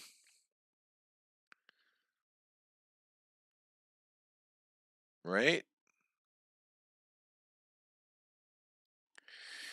I don't think I've ever done this for Unlimited Crisis. Yeah, I'm going to get 1. I'm moving 1 blight. It already flipped, so I don't need to keep removing it. And then I get 3 energy because there was 1 blight removed. And that 3 energy is a boon to me, for sure. So I dig it. We're going to go Plagues Bring Fear and Death. 1 fear per board with disease. Not mine. 2 damage to the Han of the land with disease. No harm, no foul. And then when the invaders are average to the land has the Han, defend 2. Fear cards. Terror level 2. Unrest. Each player adds a strife to a town for the rest of this turn. Invaders have -1 health per strife to a minimum of 1. Well, you know. They already have -1 health. Nice try. I will add this sucker here. That's interesting. And then we have the next one. Seek safety. Each player may gather 1 explorer into a land with cities and towns, or 1 town into a land with a city. That's not helpful. I have nowhere to gather this sucker. So there's no cities or towns adjacent to him. I will gather. I mean, 2 is just a mess. 2 is a mess. I'm going to gather this here because I have a plan. No, I can't gather that there. I lied. I'm going to gather this here. Or here. I'll gather it into 1, even better. All right, ravaging in wetlands. We get a thing here, and then one spirit in an adjacent land gets destroyed. There were no beasts to get destroyed there, and there were no. When you add blight, right? So I definitely can't use Pyroclastic Flow to add blight anymore. So that presence has to be destroyed because it was in an adjacent land. They get one total, not in one in every adjacent land. We're going to build. We build a town in land number 8. We're exploring mountains and wetlands. So land number 1 takes 1 explorer. Land number 2 takes 1 explorer. Land number 5 takes 2 explorers. Land number 6, the wilds comes off.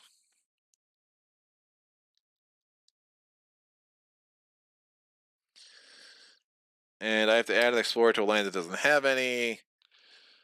Everything taking damage on 1 less is super gross. I will add this to 4. Invader cards advance.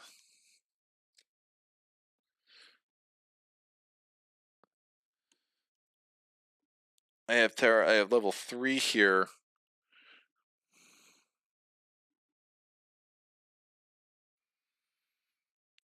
Tempted to kill that city, but these build actions are not great.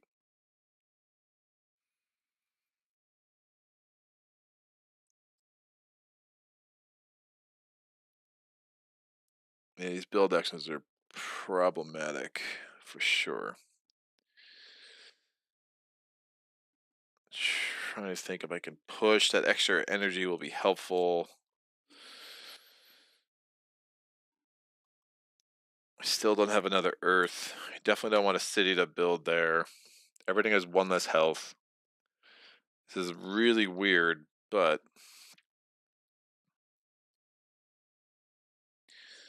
spin webbed. That is an idea. All right, I'm actually gonna push 1 explorer and then 2 more explorers. That does 3 damage. That wipes out the city and the town because they only have 3 health combined, and that's 3 more fear, which gets me here. Now, obviously, if it builds, right now, the way the build's set up, that's city, add a town and adjacent land. That's town plus 5 more towns. That's town and 2 more towns. That's town and another town. So something needs to change. But violent windstorms for the win. For the wind. Let's see what I did there. That was clever. Alrighty then. This is a long freaking game for France, man. And also, don't forget, everyone's favorite thing, we have Slave Rebellion. So I literally have 2 towns on the board. So I think I can win with Slave Rebellion because everything else is wiped out. So I'm going to do growth option A or B. It's like A, it's just different. Did I ever forget a power? I did. I'm going to add this presence somewhere. I'm going to add this presence here to push this explorer here. The second level gives you 1 more fear. Oh, did I forget to do that? I did. Excellent. Fear card. Thank you. Thank you, Urel. You guys are the best. Love this. It's freaking amazing. All right, I get 4 energy there, 2 energy there, which gives me the 9 energy I was wondering if I would have. So I can play this and this, and I get this and this, which is a beautiful combination of cards. I have the 3rd level of this again because I have 2 suns, 1 there, 1 there, and 1, 2, 3, 4, 5 air. So if I had a 3rd sun, that'd be super nice, but that's fine. Don't need it. I'm going to have that. I only have 1 moon, so that's not a thing. I still only have 1 earth, so that's not a thing. But we should be able to get rid of a lot of these puppies.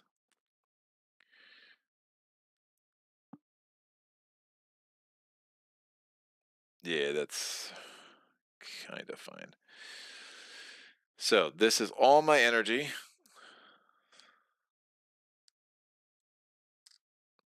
Numinous Crisis really was helpful. in some pretty big ways. So I'm going to do Gift of Windspat Steps. I'm going to do, actually, I don't even want to do Gift of Windspat Steps. There's no point. I don't want to do Scatter the Winds. Yeah, we're going to get to one success. I'm going to empower violent windstorms. I'm going to push an explorer, generate a fear, push another explorer. I could do 2 damage in here, which is enough to wipe out this town. That's a fear. And then I'm going to do Terrifying Nightmares. I get 2 fear up the top. That's a fear card. Push up to 4 explorers or towns. I'm going to push these 2 from here. It's like 4, it's just different. Then I'm going to do Pyroclastic Flow. I'm going to do 2 damage, destroy all explorers. From there, it's a mountain, so I don't have to add a blight. So Pyroclastic Flow is done. We're going to go to the event card, Act Surprised, Slave Rebellion. Because it's stage 3, we're going to destroy 1 town. That town gets immediately destroyed, and that, my friends, is the game. 1 fear, no towns on the board, terror level 2 victory. Yeehaw!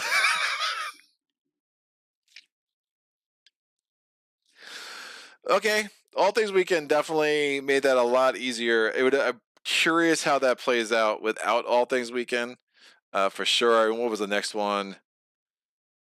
Disintegrating Ecosystem, add a blight to a land, but this would be 4 blight, destroy a beast.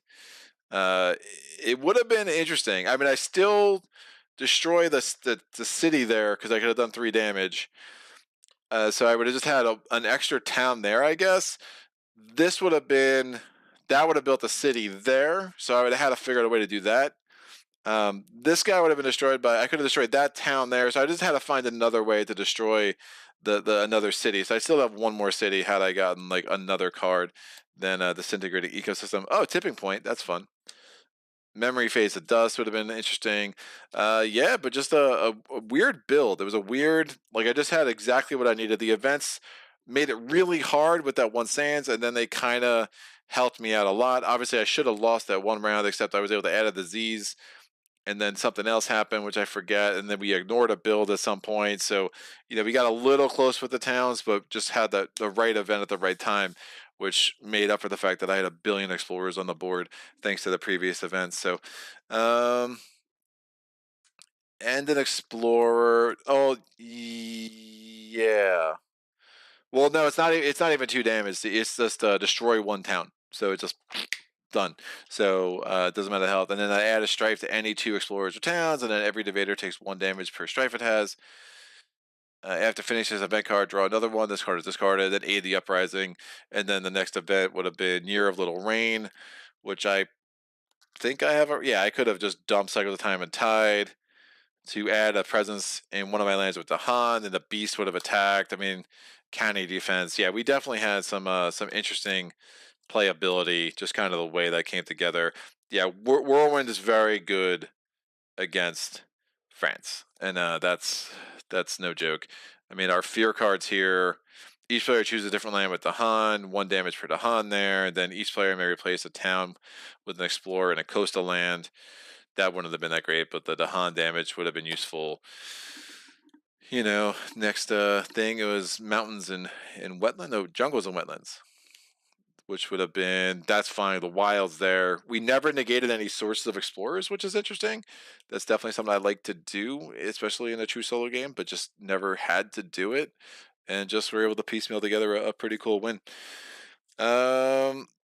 Steam and Explorers doesn't matter anyway. Tony says nicely done, good game. Jonathan's good game, and Noah says nice win. Yes, sir. These thank you so much for the chat, the assist, reminding me about All Things Weekend. We have 2 more of these Horizon Spirits to go, and Eyeball Tree Dude and what? Oh, Heat. Oh my gosh, the worst art in all the land. So if anybody has a preference for which one of those 2 I should do next, definitely throw that in the chat. That'll be a first come first serve kind of thing. But we'll be back in a couple weeks. I'll be happy to do that, and then we can kind of finish these Horizon Spirits off, and then maybe I'll do like a two-handed with just Horizon Spirits on the Horizon board. Maybe do the three-handed map at some point with like low complexity spirits, and then get back into some of the more high complexity fare. It's been a long time, right? I feel like I've been really diving into these low complexity spirits for a while since I was going through all the aspect cards. I remember all the aspect cards originally were for the low complexity spirits. I think Eyes Watches from the Trees is the best beginner spirit in the game. Cool. Yarel says good night and see you at the next stream. See you, sir. I appreciate you stopping in. Yeah, Eyes Watches. I've seen Eyes Watches played. I have not played them yet. It's this is really still very surreal that I am not. I'm seeing this 20 seconds delay, but yeah, it looks like it's everything's in focus and it's in the right spot in the camera. What it's magical. Great. Now I know I can pull this off if I need to. The rest of the week, I am doing Uprising on Wednesday because I just want to play Uprising. There's other games I probably should feature right now, but I want to play Uprising. So we're going to do that on Wednesday. That's going to be my fifth or sixth playthrough of that. Still really love that game. And then I think it's my fifth. So I've gone through all the existing factions, I think, once so far. So looking forward to that. On Thursday and Friday, I have a playthrough of McKee planned and a playthrough of Lost Expedition, so both of them will be new to the channel. Next week, I'm going to go Monday through Thursday, and you can expect playthroughs of, we have a Mage Knight, of course. We're going to have a playthrough of Valwraith, which I'm excited about. I'm probably going to get to a Nemo's War or Champions of Horror. I haven't decided. So we have a lot of cool things happening as we kind of move into February. Rest of the month's getting a little hairy for me, but I'm going to get as many playthroughs as I can on the channel in the month of February because you get just a lot of extra stuff that I want to feature before we get to my top 10 my top 10 list, which will be in April, and that's going to be an absolute blast. B Downick says, I say save ugliest for last. Dude, it's so bad, man. Like, I know what they were going for, but I mean, there's gotta be a better way to, like, yeah, we get it, it's hot. But when you make it hazy, it doesn't look like you're doing something cool with a heat effect. It looks like your printer pixelated everything. Like, it's just it's just not a very well thought out look, man. And like, I want to see the original art because there's no way the artist drew it like that. Like, I'm sure he drew something and then kind of did something to it to give it that effect, is my guess. Uh, so I don't know, man. I'm really struggling with Horizons. Like, I like the series, I like the mechanics. They evoke things in me that aren't great. No, I love Heat's art, says Noah. I didn't get it at first, but the heat waves are super cool. I think the unique powers help contextualize the main art. That could definitely be a thing. I don't like it, but I mean, the whole box to me, like from the first when they first dropped it, I was like, what are they doing, right? Like, and maybe like, look, I don't know, they have their market studies, and that's going to appeal to a wider base. I just find it doesn't fit with the rest of the island in a way.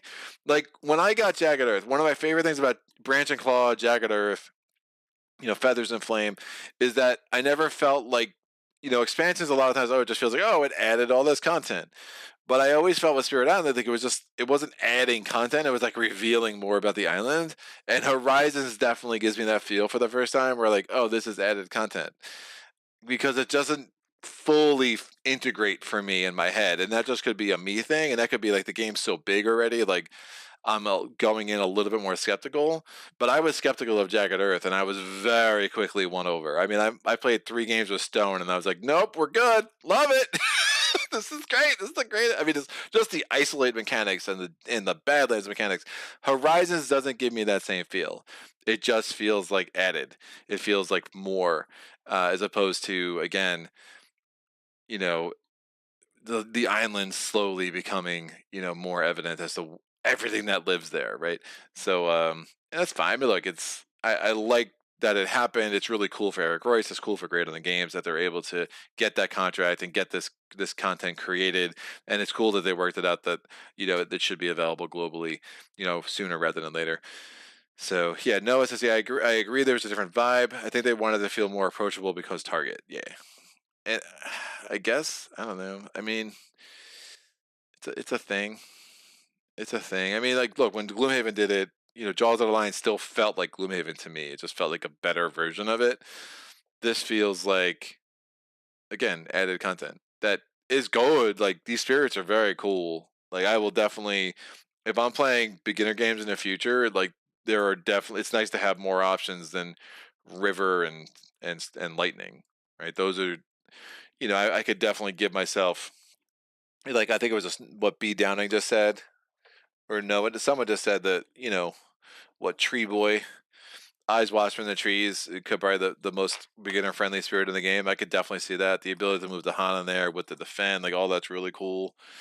So, I dig it, man. I do like the mechanics a lot, and super appreciative that Steve is just kind of letting me, borrow these guys for a while. But Noah says, gotta go. Happy gaming. Happy gaming to you too, sir. Thank you so much for stopping by. To everybody, this was super fun. Definitely took a lot longer than I expected going in with a France level 6, but I do think that's something that's going to happen with these control spirits more often than with other kinds of spirits, because you're not generating that fear. You're just kind of pushing things around. And then there is that mathiness, or that tactical standpoint. Is like, how do I get everything where I need it to get? And France creates this little puzzle where we're just trying to, make sure we don't lose with that additional loss condition. Those events were super interesting. So that was a really cool playthrough. Excited to see this one get some critical acclaim. Or not. Maybe a couple of comments. River to me is still not no complexity, but I must need to play it more. Yeah, I was very much with that with River, and then once it clicks, and once you see, like, the built-in strategy with River, then it's like, oh, okay. And then you do it a few times, and then you're like, I don't really need to play River ever again. At least not true solo. I mean, I'll definitely, especially with the aspects, I would definitely play River in cooperative games. But true solo, there's just not enough meat on that bone for me anymore to really want to do that for sure. But super cool. But this was fun. I'll be back on Wednesday. Got a lot going on tomorrow to get ready for the rest of this week. So I hope everyone has an amazing day tomorrow. Thank you again for joining me. Thanks for bearing with me as I figured out if I could actually still do this, even though I'm frozen out on my end. But hope this was super enjoyable on your end either way. And questions, comments, epiphanies, put them in the comment section below. And other than that, thanks for joining me. And until next time, happy gaming.